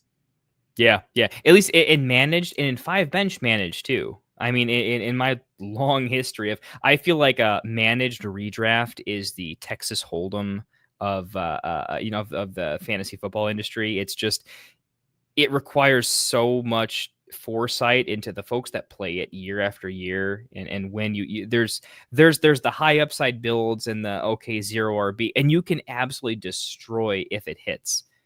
But across 10, 20, 15 leagues or whatever, I just think there's slightly better ways to win on average a little bit more. And yeah, I do think the rookies are starting to get steamed up just a little bit too much in the case that, like, what if they're just bench rotting because they're not on the field and there's kind of a hype on the waiver wire? Like, what do you do? That's what this really comes down to. If Quinshon is almost guaranteed not to hit the field till week 6 or something, and all of a sudden Tracy is injured, and all of a sudden Devin Singletary is actually getting 18 carries a game out of nowhere or something because Scattaboo's banged up too. I'm throwing weird. That's the type of stuff that happens though, right? Like weird stuff. Right. Woody Marks got drafted. Let's say he doesn't, and all of a sudden he actually caught 6 passes week 1. And everyone's like, I don't care that he rushed 5 times. He caught 6 passes. Like, he's the guy. Things are happening. How do you go get him? Who are you dropping? Right? Like in this particular case, okay, so we can drop a tight end and we can drop Goff. We probably shouldn't have drafted him. But that's where I kind of look at and say, hey, how long are they going to rot on your bench and managed when maybe you could be doing something with them? And there's a chance that how many years when you play in redraft, how many times do you see the overdrafted rookie get dropped and then is picked up as a league winner in week 10, but the whole idea was the winning play was not to draft him, but to pick him off the waiver wire after they didn't work out for 6 weeks, right? Yeah. I mean, Bucky Irving proved to be one of the better rookie running backs last year too, but but nobody was going to draft him in the 3rd round. You know what I mean? Like, that's the thing. It's like, being that we're in a strong rookie running back class, I think a lot of rookie running backs were taken way too early just because of the excitement and the freshness of how they're brand new to the league and they're not as banged up over the years like Aaron Jones or an Alvin Kamara are. But I mean, I'll save the Breece Hall hype for a little later because I wanted to comment too on Rashid. I wanted to comment too on Rashid Shaheed as well. Yeah, I was just gonna say we can skip the running backs here, but I think this is the part of the draft where we've been giving Dill a little bit of crap. But I think the rest of his draft, even the Jonnu pick, if I'm being honest, outside I don't like the Goff pick, but I think the rest of his draft was just perfect. It was awesome. Yeah. So I'm seeing a lot in the comments too that people are like, "Oh, he doesn't have a quarterback," and it's like, guys, even if it's Tyler Shugg, even if it's Spencer Rattler, they're going to throw the football to guys like Chris Olave and Rashid Shaheed. It's not going to look pretty, but it's going to happen. And if you're in a PPR league, that's all you care about. Just get the catches. It doesn't matter as much if they only get like 5 yards after the catch. I mean, it does to a certain extent, but you still want the PPR value. It's okay to get Rashid Shaheed as your 5th wide receiver for your bench. In fact, I think that's perfectly fine value. I'd rather have him over Keenan Allen at this stage in Keenan's career. Shaheed's good, man. Shaheed's just not bad. That's my biggest take. Shaheed's a good wide receiver. Like, show me a game where Shaheed was just bad. Like, he played bad. I don't think so. I think Shaheed was already doing well with bad quarterback play. He produced with bad quarterback play. Oh, yeah. I don't think it's a big quarterback downgrade. I think it's more neutral than anything. It's more of like a Vegas situation or Seattle. It's not huge up, huge down. But yeah, I think so. Both of us are just in on Shaheed for sure. God forbid something happens. He's going to be fantastic. Earl had a question. I think he might have to go at some point. So I'm going to hop in here. Don't worry, Dill. We're going to finish up. It was fantastic. Don't need to go all in, but would love to hear why you didn't like the Keenan pick. When he was the wide receiver 34 on one of the worst offenses in the NFL last year. So we're going to have split takes on this, by the way, Earl. I have been drafting a crap ton of Keenan Allen. I'm kind of in on Keenan Allen. So this is definitely to Evan. Earl, my quick take on it is I think I would have tried to draft him later, perhaps, but I don't even know. I mean, your next pick would have been 12, and maybe he's not there. You're at the turn. Would I have taken anyone above Allen that I can just clearly say it's not clear enough? Honestly, I think it's I'll go steamy. It's more than a fine pick. I actually like Keenan Allen quite a bit because I dislike a lot of the other stuff that Chargers have going on at the wide receiver. I think he's going to be pretty good. I don't like that. I think they're a run-heavy team and Keenan Allen's volume won't be as crazy, but where you drafted him, I think he will be a good flex play almost every week. But you need both takes, right? If I'm in, you need to take the take blind. So rip it up, Evan. Tell me where Keenan's not going to succeed because I'm kind of in. I don't think he's their. Well, first of all, he's not their guy anymore. It's Ladd McConkey, but Keenan Allen, I think, is going to be a fine 3rd wide receiver in that Chargers offense under the assumption that Trey Harris works out. But even then, it's not going to start off that way. Keenan is going to be, I'm guessing, the 2nd wide receiver behind Ladd McConkey in that offense, where Keenan was trying to stay healthy on the Bears last year, and he just did not look that good. I mean, despite the fact that the Bears players were coaching themselves out there and they didn't have anybody worth a crap on that team to help make this team succeed. But Keenan also proved to be a solid safety blanket where he's still decent at route running. He doesn't have the speed that he used to. He still has some quickness and explosiveness out there, but I just don't think he's worth anything more than a 10th round pick. I think where Earl drafted him is fine. I mean, behind Jaden Reed, yeah, I'm totally fine with that. He's an emergency flex play if you need him. I'm with you, Kendall. I don't see any problem with where like after Shaheed, I was like, okay, who's left though? Because that's a big difference. It's not all about ADP. It's like who was left, how'd the board fall? And I was like, Mims, Bateman. Okay, yeah, no, he's a good pick. Right? Like, all right, we're at the point where like Keenan, as he has some upside, but he has definitely a pretty stable floor. Where that floor is, I just still think it's stable. Where Mims not stable, Bateman without touchdowns not stable, injury and weird. Like, just there's way more question marks and problems with the rest of them. Like, if anything, after Keenan, actually, I kind of like Thielen a little bit there. But yeah. So, Yeah. Earl, hopefully you got some competing takes there a little bit. I think consensus is as long as you're not overdrafting him, and when you're at the turn, how can you overdraft? I think you're in good shape, but you got to mix of takes there a little bit. Perk, we're going to get to yours in just a second. We're just going to finish up Dill here real quick because do we even need to go into craft? I think we already covered him. I'm going to do it right now. One of my favorite picks in the entire draft, probably a top 5 pick in this draft, 11-2. Tyler, I take Tucker Kraft. I don't let him fall to the 11th. I'm definitely taking him in the 10th. If you could get him in the 11th, it's robbery. Same for you? I think he's perfectly fine where he went. I'm not as high on Tucker Kraft as you are. I would much rather take a shot on, well, actually, maybe not Mark Andrews, but I would much rather have Jake Ferguson over Tucker Kraft. I think Ferguson is better. Kraft is, I mean, don't get me wrong. He's good at what he does. He gets open for Jordan Love. He's a good blocker. He's better than Luke Musgrave. That's totally fine, but I just don't think that Tucker Kraft is as good as you're saying. And Earl, thank you so much, man. Hope to see you again sometime. But yeah, Tucker Kraft at the 11-2, I think is perfectly fine for what Dr. Dill was doing there. Adam Thielen, I don't think is worth a 12th round pick anymore. But if you need to take a late round flyer on one more wide receiver, sure. I'd still rather have Josh Palmer or Deontay Thornton or even Pop Douglas over him, even though he couldn't get Pop because he went before him. But yeah, I think that's a harmless late round pick that you can drop for somebody better on the waiver wire. And then Jared Goff shouldn't have been drafted. Jonnu Smith, I don't know. Jonnu Smith, I think, is going to get some stupid end-around goal line carries because Arthur Smith loves doing that with him, ruining the value for Pat Freiermuth. So I think Smith could potentially be a drop too in redraft leagues this year. And it looks like we got popular. My Discord is getting absolutely bombed by some spam. Can we get the ban hammer in there? Oh. It's always an honor when all of a sudden the sports betting, like, man, you're gonna hit 500 on this, and just gets bombed. So had to throw a quick message out to the boys. Guys, we're gonna need some admins. I need someone to kick all those guys immediately. Classic, if you're still around, man, go throw the ban hammer.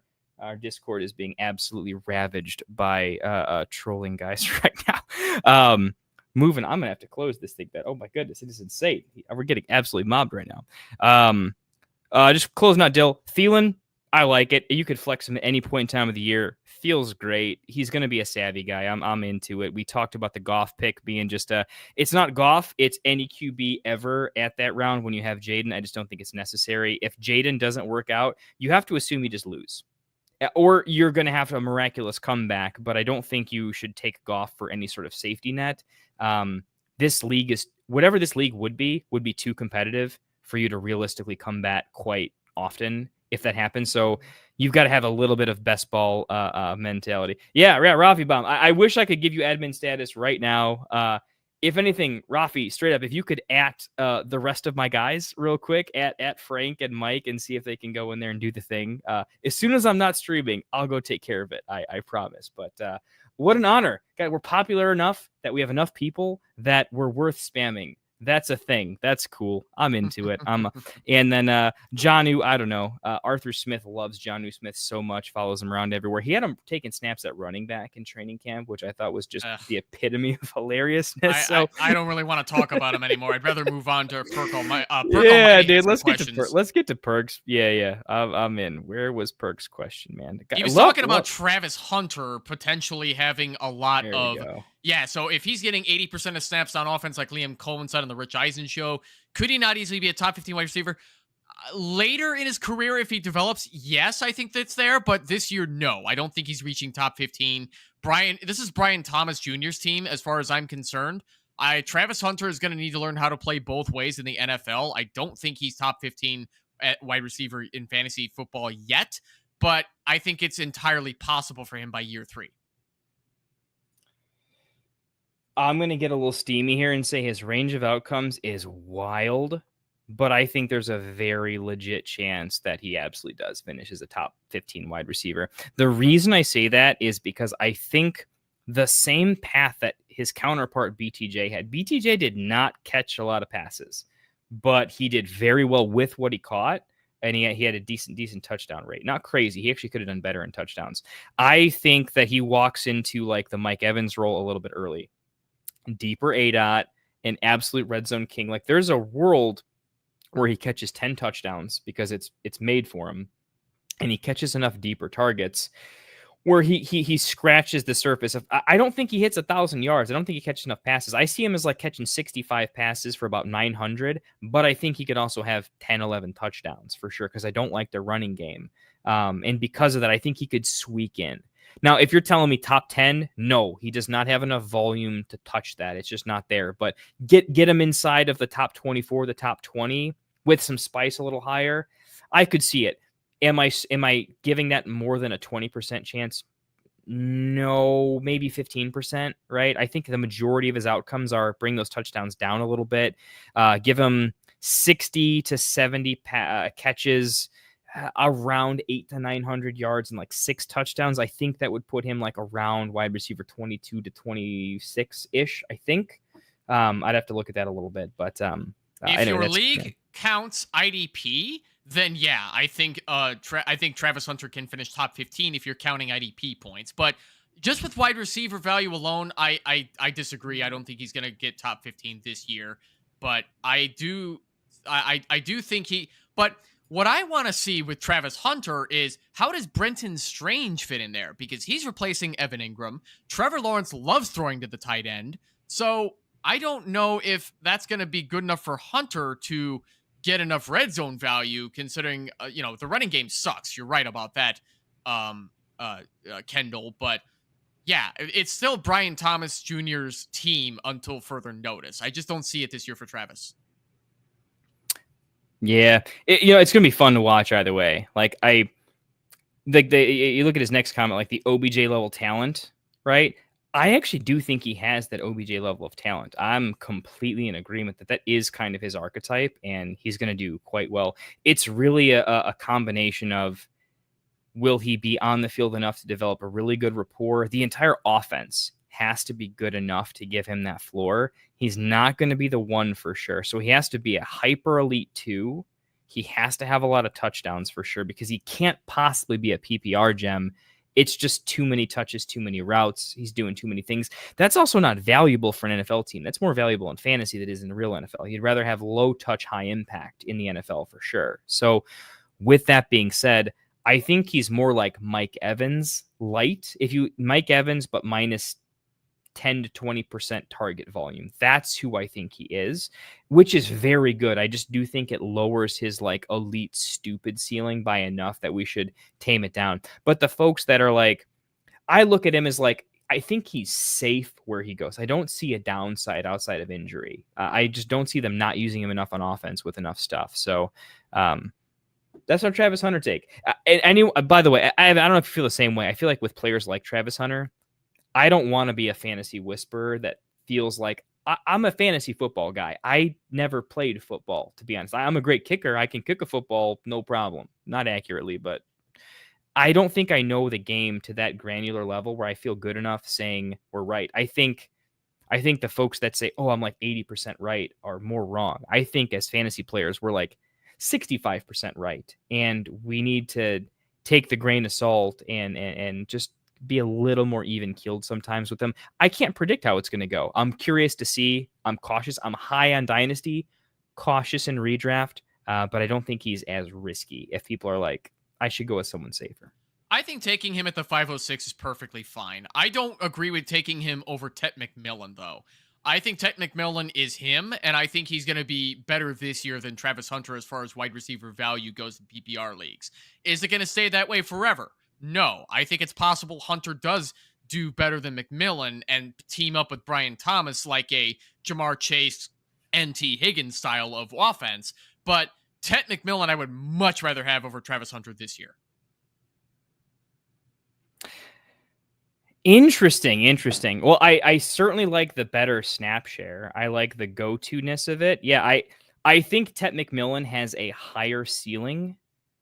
I guess I could argue a slightly lower floor, but like that's an outside case, outcome. I think like could Tet finish as a top 12 wide receiver? Yeah, he could. Like he absolutely could. He's that good, right? Tet could be Mike Evans, but with the snap share. If we're saying Travis Hunter, I think is more talented than Tet, but the one's going to get 20 more targets for sure. And I think that's going to matter in the end. So I'm kind of with you on that one. Yeah. So that was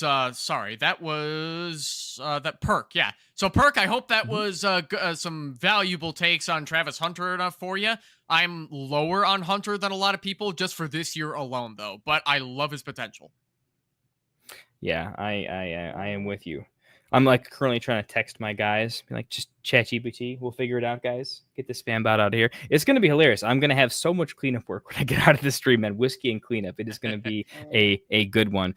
Well, let's get at least one more roster in here before we get a send off. Sure. I'm probably going till like I'm going to go until I'm too tired to go any longer. I've been doing some 1 a.m., 2 a.m. like super ridiculous long ones, which has been kind of crazy, but. Yeah, let's see where we got some questions. Who else wanted a roster? So we got Dem Boys and we got Doc Watson who also wanted it. I'll go with either one of them. Your call, Kendall. Let's do a Dem Boys. He was our literal. I wasn't even around at the time. He was like the day one, the very first subscriber, I think, of all time. So let's definitely break down Dem Boys for sure. Right, over here in it. the 110, the most zero RB modified version that we had, right? Started the only one to start 3 wide receivers, and then a big sea of green in the middle. So clearly from a build perspective, we started wide receiver, went mid-round dead zone RB, and then we went double punt at the onesies. We went Baker and Pitts hyper late. So break it down for me chunk for chunk. I guess we could start with the top 3 wides and go from there. I kind of think that the first 4 picks tend to have a tier break to the next, so we could maybe include Chuba in there, but at least the 3 to 4. Let me tell you. Yeah. So I am not a zero RB guy. I think anybody that does zero RB, well, you're more than welcome to do it, but you will never convince me that that's the way to go in fantasy football. You need at least a hero running back, and I think that's where Dem Boys missed out on because Chuba Hubbard ain't it, and DeAndre Swift ain't it. I think they're fine values for RB2s, but neither one of them is an RB1. I don't see either one of them having enough RB1 upside every single week to make it worth the zero RB approach. Same goes for Jalen Warren and Javonte Williams and Jerome Ford. Like I was saying earlier, Jerome Ford sucks under center. He's only good from the gun.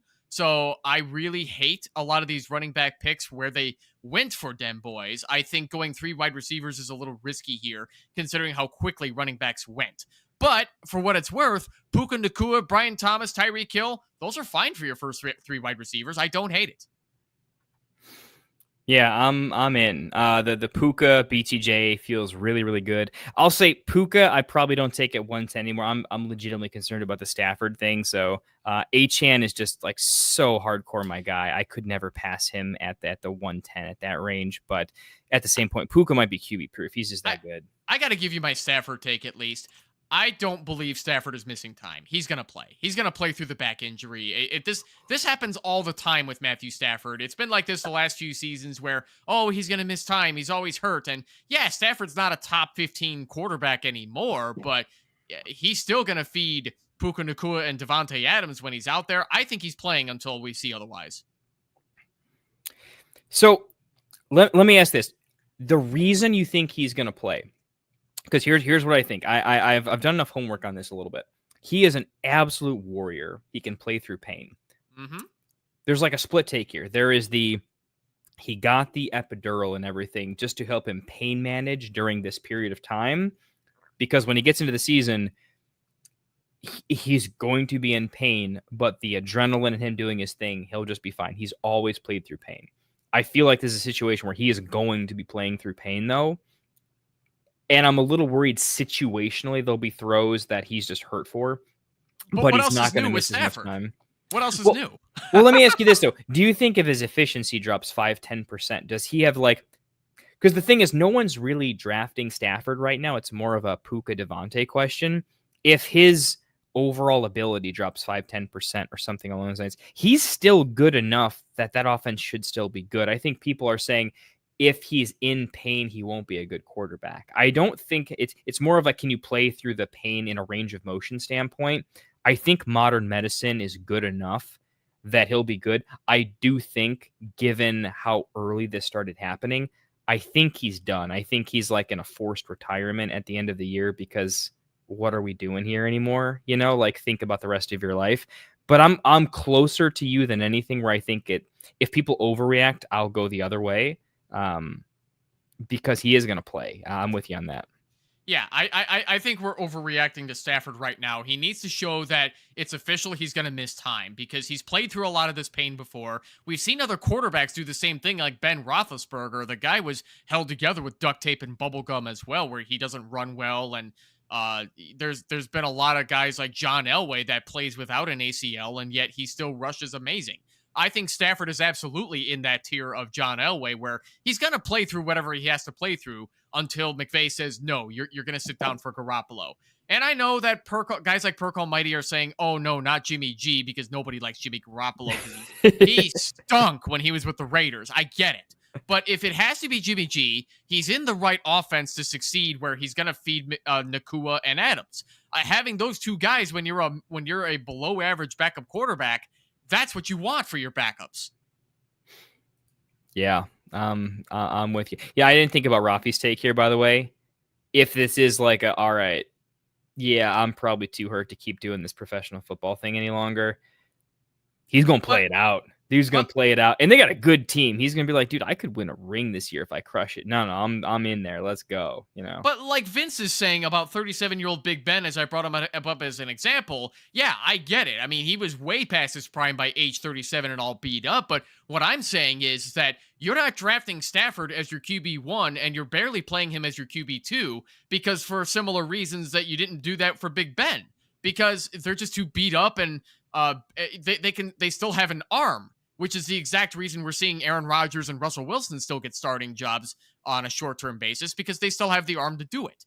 They're not going to scramble well. They're not going to be able to be as nimble as they once were, but that's the thing. If Stafford is playing until we see otherwise. I'm with you. Hey, a couple quick things here. Hey, we're gonna keep breaking down some rosters. A couple guys got to head out. Just want to throw them a couple shouts. Some of you guys are long-term legends, and this is a big night for us. So, hey, Ride Dyers, definitely check the vid later on. If I don't have time to go through your roster, at a bare minimum, you know me, I can't stay away. If you hop in the DMs and say, hey, give me a breakdown. If I don't say it on camera, guys. Do I give you 2 sentences in the Discord, or do I literally write like a college level dissertation? You know I'm a full degen. So if you ask me for some takes, if you take the time to reach out and join the community, I am going to beg my wife for forgiveness and spend 30 minutes on my phone writing you an absolute essay. Which, by the way, why am I standing upstairs in my kitchen just typing away at my phone? I should go downstairs where there's a keyboard and do it faster. That was my new thought later on, guys. Got a keyboard upstairs now, so that helps out a little bit. But hey, Red Dyers, appreciate it quite a bit. Looking forward to some more stuff there. So let's get into some more mock breakdowns, guys. If anyone has to go, throw a little message that you got to go. We'll talk. We'll give you a little salutation if you got a less than a question. I'll say one more thing too about Dem Boys' team. I'm fine with Jerry Jeudy at the 603. I'm fine with the running back flyers he took. I like the Ayuk pick. You can stick in an IR slot. If you got to take a late round flyer on a rookie wide receiver, Trey Harris is the one. Baker Mayfield still has Mike Evans to throw the football to all day. Nice value past ADP, about round totally and a half past fine. ADP. I don't love the Kyle Pitts pick, and Rico Dowdle is fine as your 14-3, but I'll be honest, though, I'd still rather have Dak Prescott over Baker Mayfield, but, you got to get your boys. I agree. Talk to me about, so if you go Pitts there, would you definitely want to grab a second tight end like Strange in the 14th, or have, I guess you can't eschew anything else once you go there. It's the Ayuk pick. Once you fade quarterback, you went Baker in the 11th, so you couldn't take additional tight end value. And it all kind of went. The 11th round was massive. We got 4 tight ends off the board. You would have had to take an Andrews in the 10th over Ayuk. I think you saw Ayuk as just a slam value. You needed a wide receiver. Once you hit the bye weeks, he'll be available. Ayuk felt like a great pick there. Missed out on Andrews. The tight ends go. Maybe you were planning on punting quarterback a little bit more, and you took Baker because you were planning on taking a tight end, and they all went. If I were you, I think that's probably what happened. Harris, who cares? Kincaid's the only one off the board, and you're like, oops, I'm down to Pitts. In that case, do you think, given what's available, let's just say hyper sniped in the 11th round, had no choice, would you have gone tight end in 14 just to give yourself a second shot at what would otherwise be an early waiver wire grab? Talk me through that. Would you go double tight end there? I think you're a big fan of the tight end. I am a big tight end fan, even though I probably shouldn't be, because it's not usually more than about 10 tight ends every single year that average more than 10 fantasy points per game. It's still a rather limited position when it comes to big fantasy value. But that being said, Kyle Pitts is not one of those guys. And if I have to live with Pitts at the 13-10, I agree. I think I would rather take a late flyer on a Brenton Strange to follow up in the 14th round just to secure the position. I'm assuming there's 2 flex spots, Kendall? Yeah, double flex. Yeah, so at that point, you can absolutely take 2 tight ends like that and make it work. You don't have to just do like 1 tight end like you do with quarterback, because this is not super flex. So yeah, I like that plan. I think you got to go with a flyer tight end like a Brenton Strange to get some better value. Yeah, I think that's why me and you agreed. The looking at Perks team, the Andrews Loveland 10-11 in specifically a double flex league, this is perfectly viable. Where in a single flex league, I think this loses a lot of value points, and you got to draft a little bit differently. In double flex specifically, you can just have a tight end in there all year. I had a league the other year where I drafted Kelsey. This was last year, and then I had an opportunity to flip. It was a pretty good running back. I just don't remember the name. It was solid, and I traded him for Kittle because he needed a running back badly, and already had I think he had Jonnu Smith as well or something like that. So it was like I got to give up one to strengthen running back, and I had Kittle and Kelsey last year, and down the stretch I was just starting them both every single week in a double flex league, and it was all kosher. It's managed. You can rework it. So yeah, I'm with you. So overall, could you give me a tier break? A minus, throw all the pluses and minuses in there. From a tier based, you do a crap ton of mocks, you see what else is around. What would you give this a grade? Ballpark. You haven't had a lot of time to think about it, so we're gonna, we're not gonna overgrade you on your grade here. Yeah, I'm going to give Den Boys a C+ here. I have to give the plus because I think he did really well enough with the wide receivers and their value to make up for what the approach to running backs that I just do not agree with. But the guys that he did pick with Hubbard and Swift, I think that's enough to justify a C+. I get you. Where if there was any area for you in particular, right? Because I know there's objective strategy, which is maybe a thing. I don't know. But for you in particular, where would you have improved the draft, your own specific draft philosophy? Where would you have gone slightly different to improve it to the B range? Well, first of all, Jonathan Taylor went freaking late for what he offers as a running back. 209. That's an amazing RB2 value by Rydire. I'm a huge JT guy, by the way. I'm a massive JT guy. So glad you said that. If I'm Dem Boys, give me Jonathan Taylor, baby. I know it sucks to miss out on Brian Thomas because I love Brian Thomas. But if I need a first running back, give me JT all day. Let me ask you, would you have taken... So Hill is an upside play.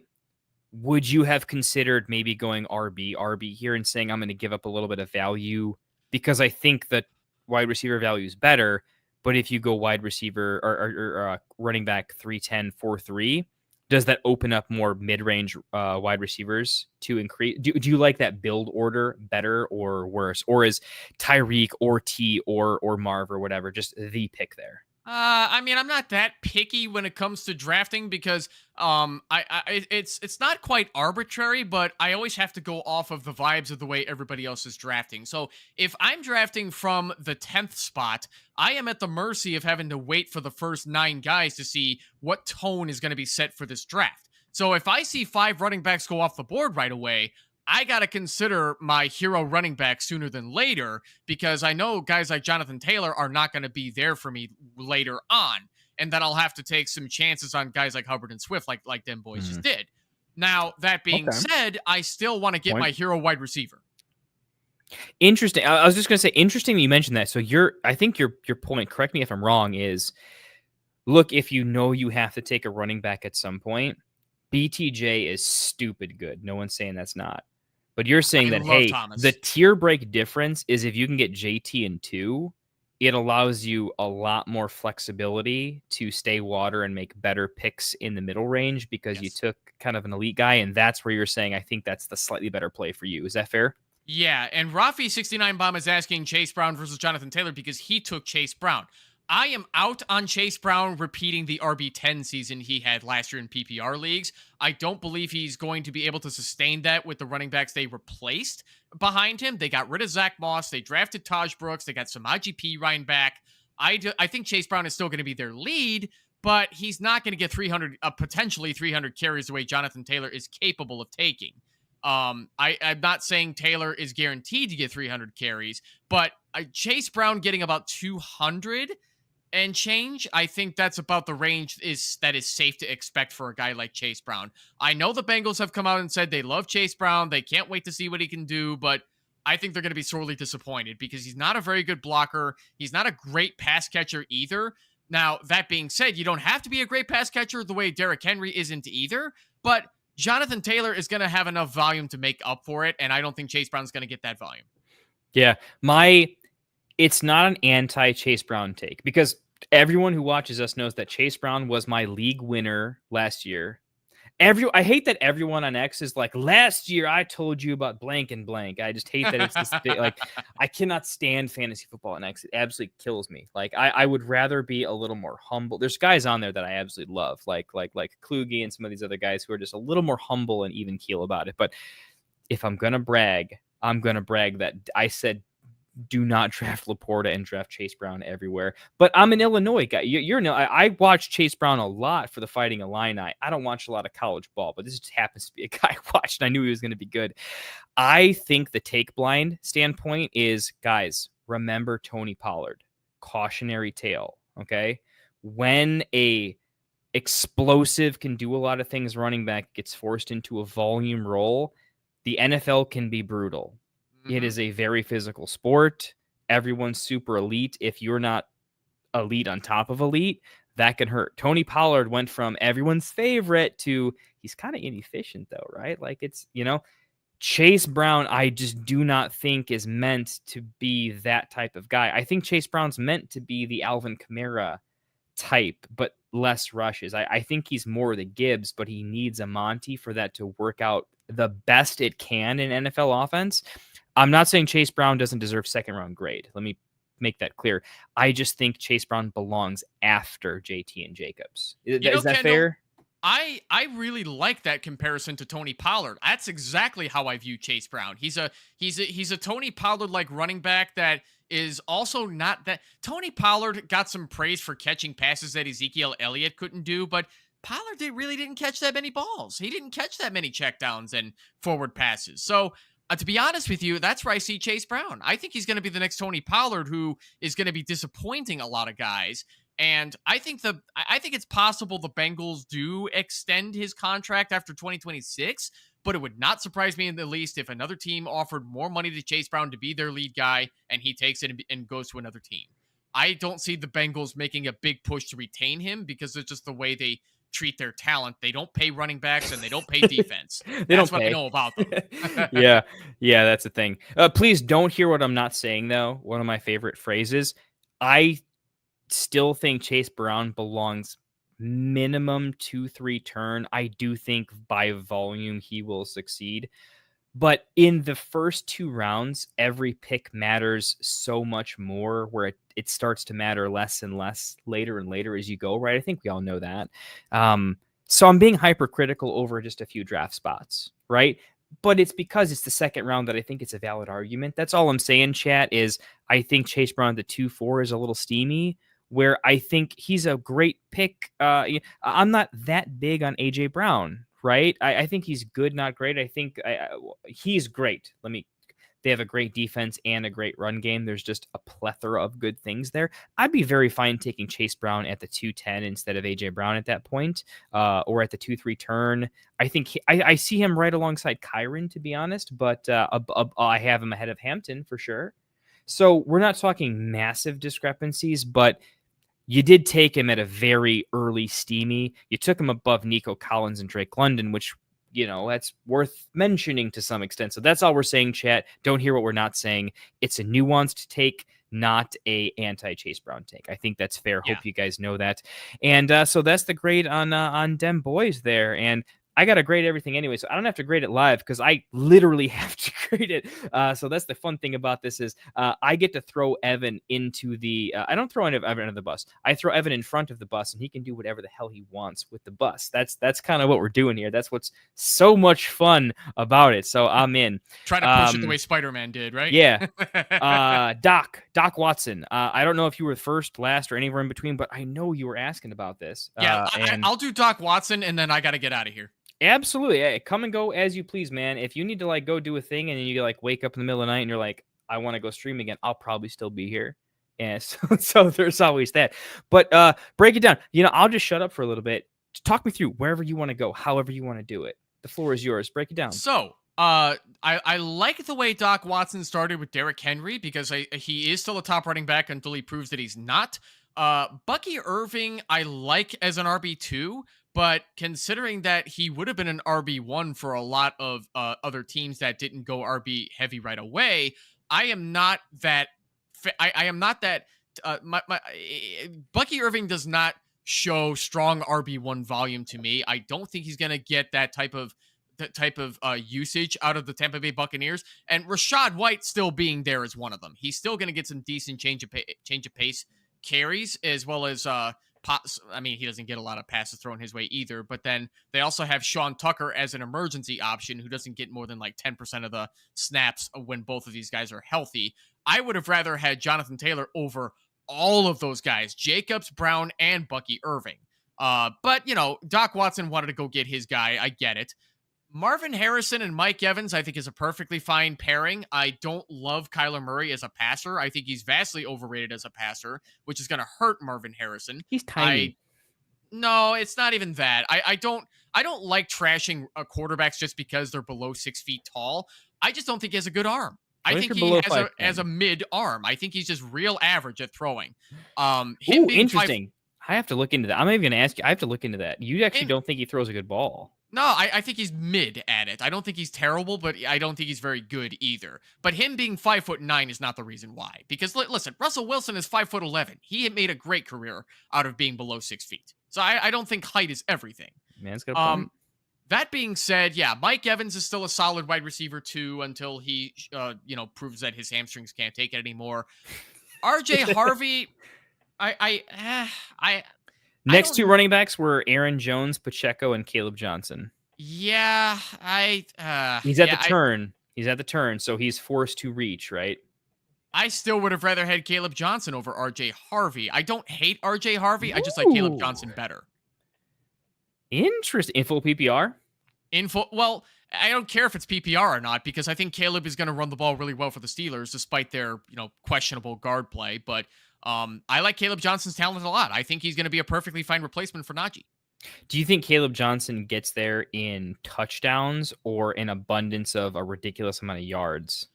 So I think that's just going to depend on game script for the Steelers this year because I think that I think Aaron Rodgers will like targeting Jaylen Warren in the red zone if he gets snaps down there, but Jaylen Warren doesn't scream red zone darling to me.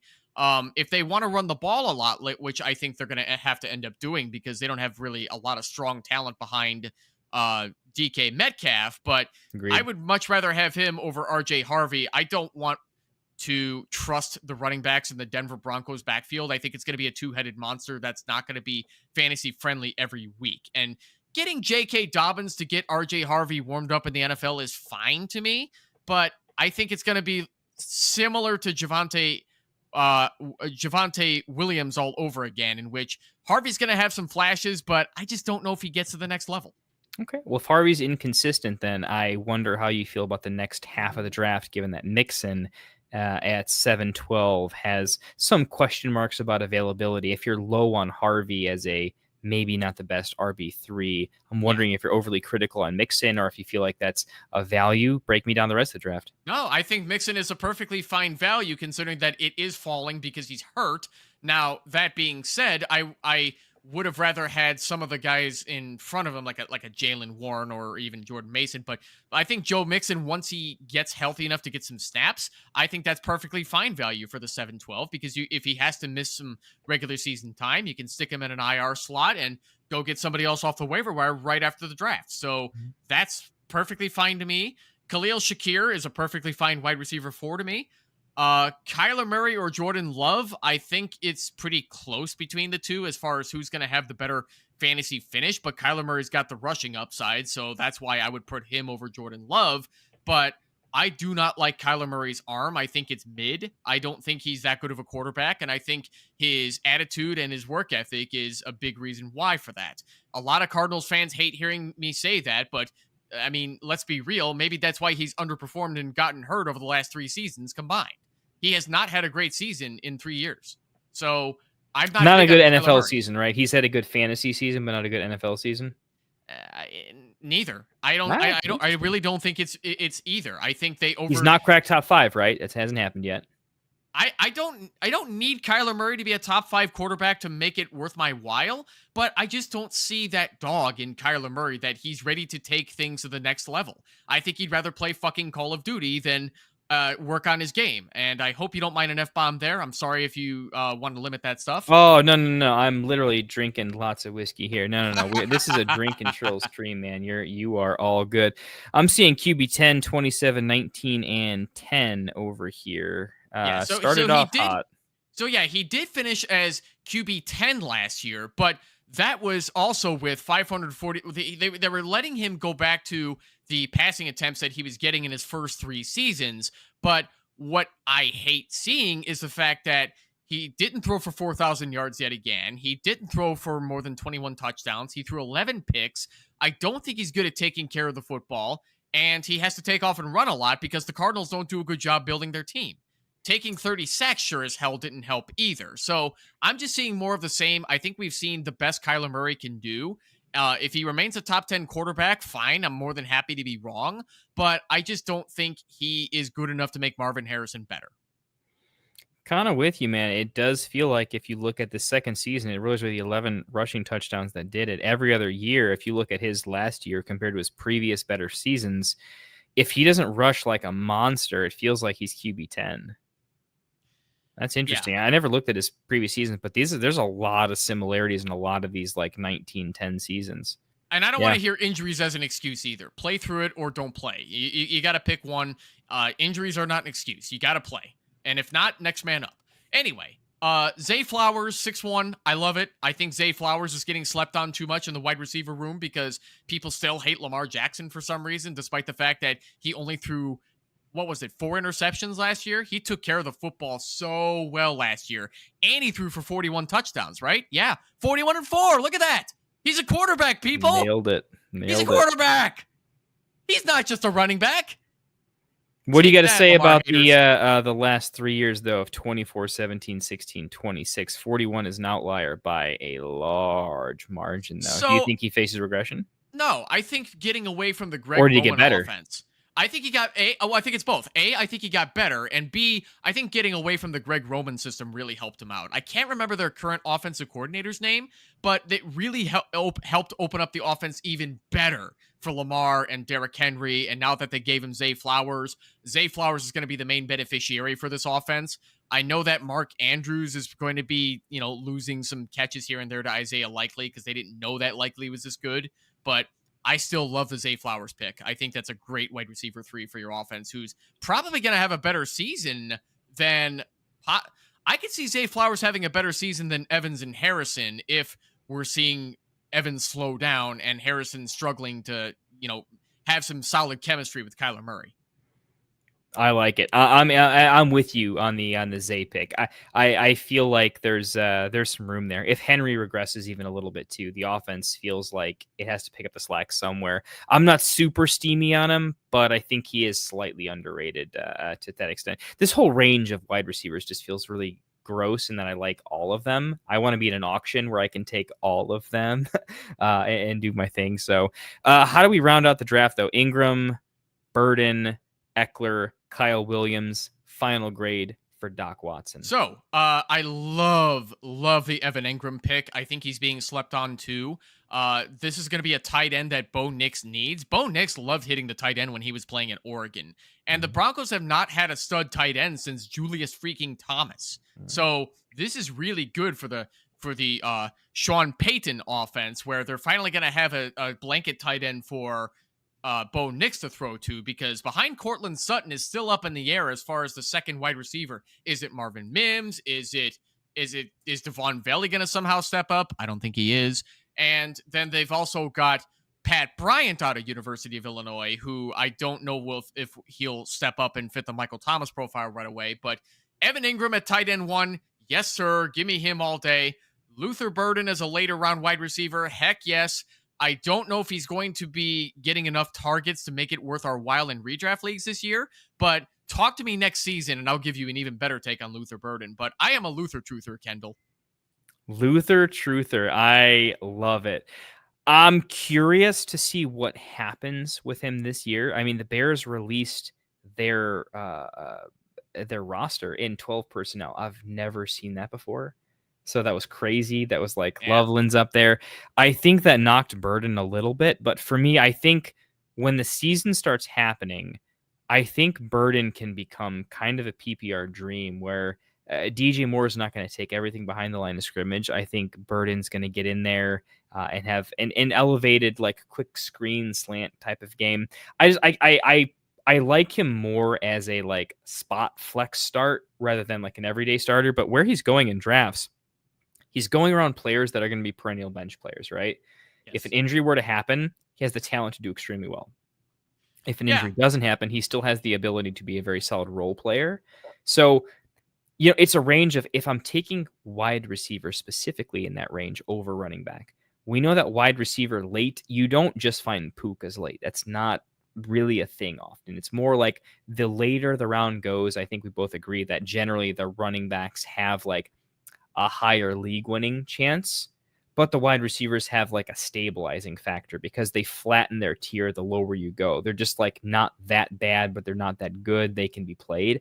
Burden has the combination of talent where he can be kind of both. So I think he's going a little mispriced for how good he could be based on his talent. So slight value, one of my favorite later on picks. There's a lot of range of outcomes where I think he can be a lot better than we expect. Not a full Puka breakout, but just quite good compared to, you know, if I were to see Trey Harris, Douglas, there's just not enough volume there for me where I think Burden, at least on a per touch basis, if he doesn't get the volume, he could get the, you know, rookie year Jameson Williams sort of, yeah, he doesn't have a lot of touches, but when he does, they're quite valuable.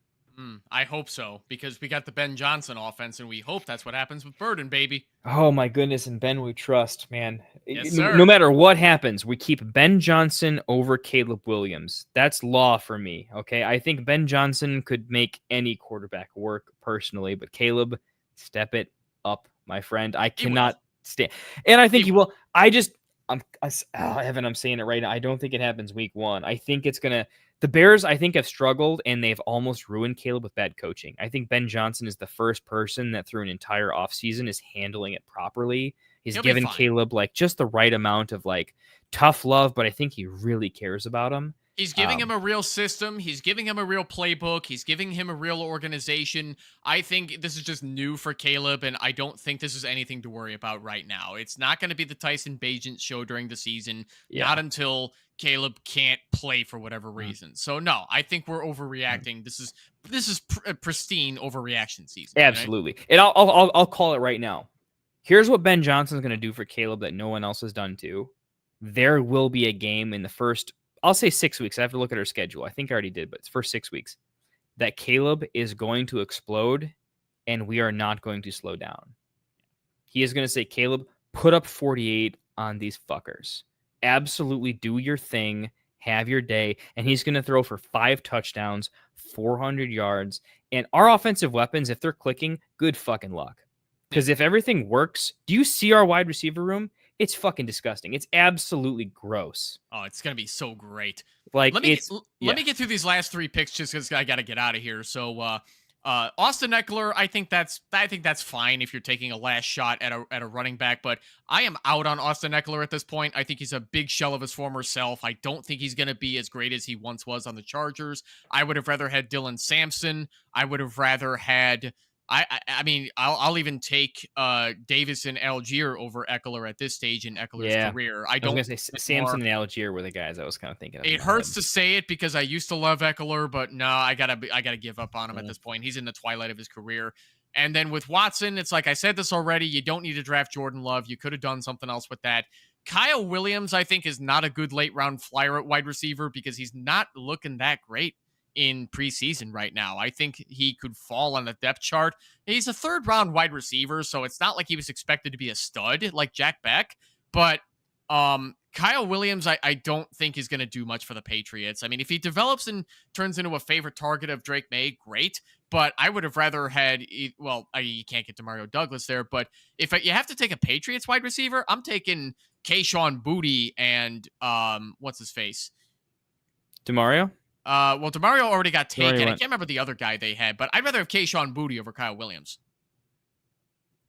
Yeah, I'm kind of with you. Or at a minimum, like I thought Diami right next to him was just like the better pick in general. Like Diami is the clear 2, where Kyle Williams is the maybe 3. Or just go upside running back and play it the way it is, because I don't think Kyle Williams week 1 is going to have a huge flash. And if he does it's just hard, right? Travion Henderson is also really good. And when your running back is also good at catching passes, it kind of means that he's kind of competing for the 4, maybe. Kyle Williams is much more, again, we talked about it earlier with, I forget who we said, but I think Kyle Williams is the type of guy where the rookie fever of BTJ and people just popping off, I think is unfair to people like Kyle Williams, and they're being overdrafted. Kyle Williams, I think, is a very, very good candidate for a year 2 breakout in a good slot role after Diggs fades out, and potentially one of either Boutte or Demario Douglas has to get traded or has to fade away, or something happens where it condenses the roles. It's a little more solidified onto how the offense is going to run. And I think Kyle Williams will slip well into that offense. I don't see him as a rookie breakout, similar to a lot of the day 2, day 3 wide receivers, where this year I don't see them the same way as the 24 class, and even some of the guys we liked in the 24 class. My biggest take, if I'm being honest with you, Evan, is I think we're still overvaluing day 2 wide receivers as a whole, because some of them smash, but most of them don't. Remember, A.D. Mitchell was legitimately a 1-2 turn pick in rookie drafts. And look what we're doing. It's just so many of them don't work out. And it's such a clip where if 1 out of 3 works out, that's the majority of them not working out. But we treat it as like, oh, but one of them worked out, so like it could work. And it's like, yes, absolutely. But it most likely won't. And the truth is it most likely won't. I think a lot of people saw guys like Amon-Ra St. Brown work out when he was a 4th round draft pick in his rookie year, and people are overreacting to stuff like that because they think, oh, I can't sleep on the later round picks. Yeah, in general, you don't want to sleep on the later round picks, because especially if you're in a dynasty league and you want to hold on to your 3rd and 4th round picks, because you can take some flyers on guys and they can work out. It's not necessarily a high percentage, but Amon-Ra St. Brown is not the norm when it comes to day 2 wide receivers. You got to take that in mind. Go get the guys that you know can work out, like a De'Ami Brown, I'll even take a Josh Palmer, a Rashid Shaheed, even a Marvin Mims. I don't like Rashad Bateman, but I'll even take my chances on Wan'Dale Robinson over a lot of these day 2 wide receivers. Yeah, I'm with you. I mean, look, we're going to be wrong on some of them, but we're going to be more right more often historically. And that's good enough. If there wasn't other good picks, I'd be more forgiving. But there are good picks that I think, even if they don't work out, when they work out earlier, more guaranteed. The chance that Kyle Williams gets dropped for someone else and then breaks out in week 4 is way higher. Right? You're not going to see it week 1 is what I'm saying too. So, for those reasons. But hey, Evan, it's been real, man. We've been talking for almost over 2 hours at this point, man. Just thank you so much. I'm gonna drop a quick link here to shout out Optimus Fantasy. Gotta throw that out there. Check out our boys. I'm gonna give you some more front and center. Whoa, that's a little too close. That's a little crazy over here. But do your thing, my friend. Tell the folks where to find you. I'll try to get all the information in the description. If not, you have full access to our Discord. Yes. So drop everything in there, and I will heart and tell everyone to go over to you. It's a good community, and I think a lot of them have already checked you out plenty of times, which is good. But for the folks that haven't, how do we find you? What do you got going on in your life, man? So, ladies and gentlemen, my name is Evan Sather. It's been a pleasure being your guest this evening. Follow me on Blue Sky, where you can find me. That's Barely Fantasy, BEARLY Fantasy.bsky.social. That is my handle on Blue Sky. I have a Twitter account still, but I am done with Twitter because Elon Musk is a piece of shit. I don't like him. So I'm just holding on to the handle so that nobody snipes it. That's where you can find me individually, and as what was dropped in the comments, please subscribe to Optimus Fantasy. That is Nate Paulvote's team that I just joined. I have been a team member now for a little over 3 months. It's a promising team. There's going to be a lot of great stuff on OptimusFantasy.com coming up really, really soon. I'm not at liberty to reveal anything yet, but we have a lot of really cool stuff coming up on the website soon. And not even just with articles, but stuff that you can use to win your fantasy leagues is about the most that I can say right now. I am the host of Monday Night Mock Drafts with Evan on the Optimus Fantasy channel. So be sure to check me out on Monday as well. We got a huge guest coming up on Monday as well, who has worked with NFL Fantasy and the NFL Network. That's about the most I will reveal as far as who that guest might be. So if you join the Optimus Fantasy Discord server, be on the lookout for the Mock Drafts channel, where I give first dibs to people who want to join me for those mock drafts as well. So be sure to check all that out. I don't know if your audience even remembers me, Kendall, from Fantasy Now Plus, but I am no longer a member of that team as of about 2 weeks ago. So I'm just with Optimus, and I also have the Barely Fantasy YouTube channel where I still occasionally put some shorts up there, but, if you're looking for some quick advice, that's where you can go for that as well. Love it. Love it. Hey, appreciate it as always. Great community. I am a big fan of what they're doing at Optimus. I hope to collaborate with you folks a little bit more, hoping to sneak into some of those DMs and do a little bit more with you guys. I'm just a big fan of what you guys have going on, what you're building. I think it's similar to what we're trying to do, and I think the communities would really appreciate what's going on. You guys are mock focused. You have just the right level of catering to the community versus the mass market that I think really matters. I love what you guys are doing quite a bit. So absolutely. Speaking of Optimus, if any of you listening are Redditors, if you hang out in our fantasy football, there will be an Optimus Fantasy Team AMA coming up at the end of August. I don't have the exact date off the top of my head, but I believe it is the last Saturday before week 1 of the regular season. I think it's something like August. It is August 30th. That is the date that the Optimus Fantasy Team will be in the. They'll have their own AMA for our fantasy football. So be sure to check that out at the end of the month. Awesome. Well, you got access to our Discord, so drop all of that in our Discord. What I'm trying to create is a place where folks like you can drop their stuff, because I want our place to be a place where we can find other cool people and just spend whatever fantasy time that we have, allocate it to folks that we appreciate, that give back to the community in big ways. Evan's done a lot of charity work. He's just a good dude. He's from my neck of the woods in the 312. So yeah, absolutely. I'm all about it. And one of us is going to take down Scott Fishbowl. So that's all you have. But to everyone in the chat, thank you so much. Please hop in the Discord and let us know. I would love to see some votes for anyone watching who you thought won the mock. Give me a top 3 vote. That would be a really good time. And make sure to check these guys out. With that being said, it's been a long time. If you want me to rank anything, by the way, post your stuff in Evan's Discord too. If you want Evan and those guys to rank your mock drafts, have him rank them, have me rank them. We'll argue about them. That's fine too. We can figure it out. Man. It's more than Evan over there. They got a big team. They got a lot of folks. They got a lot of smart guys. Not as smart as Evan. No offense to the rest of them, but it is what it is. We'll figure it out. But for me and Evan and all the folks at Get Right Fantasy, we appreciate you guys. You have a great Friday night, great weekend. Be safe. Let's play some music. Wanted to write fantasy is the play. Marking nothing, but I tune in every Friday. Strategies provided, I will lock in every way. So go and roll your sleeves.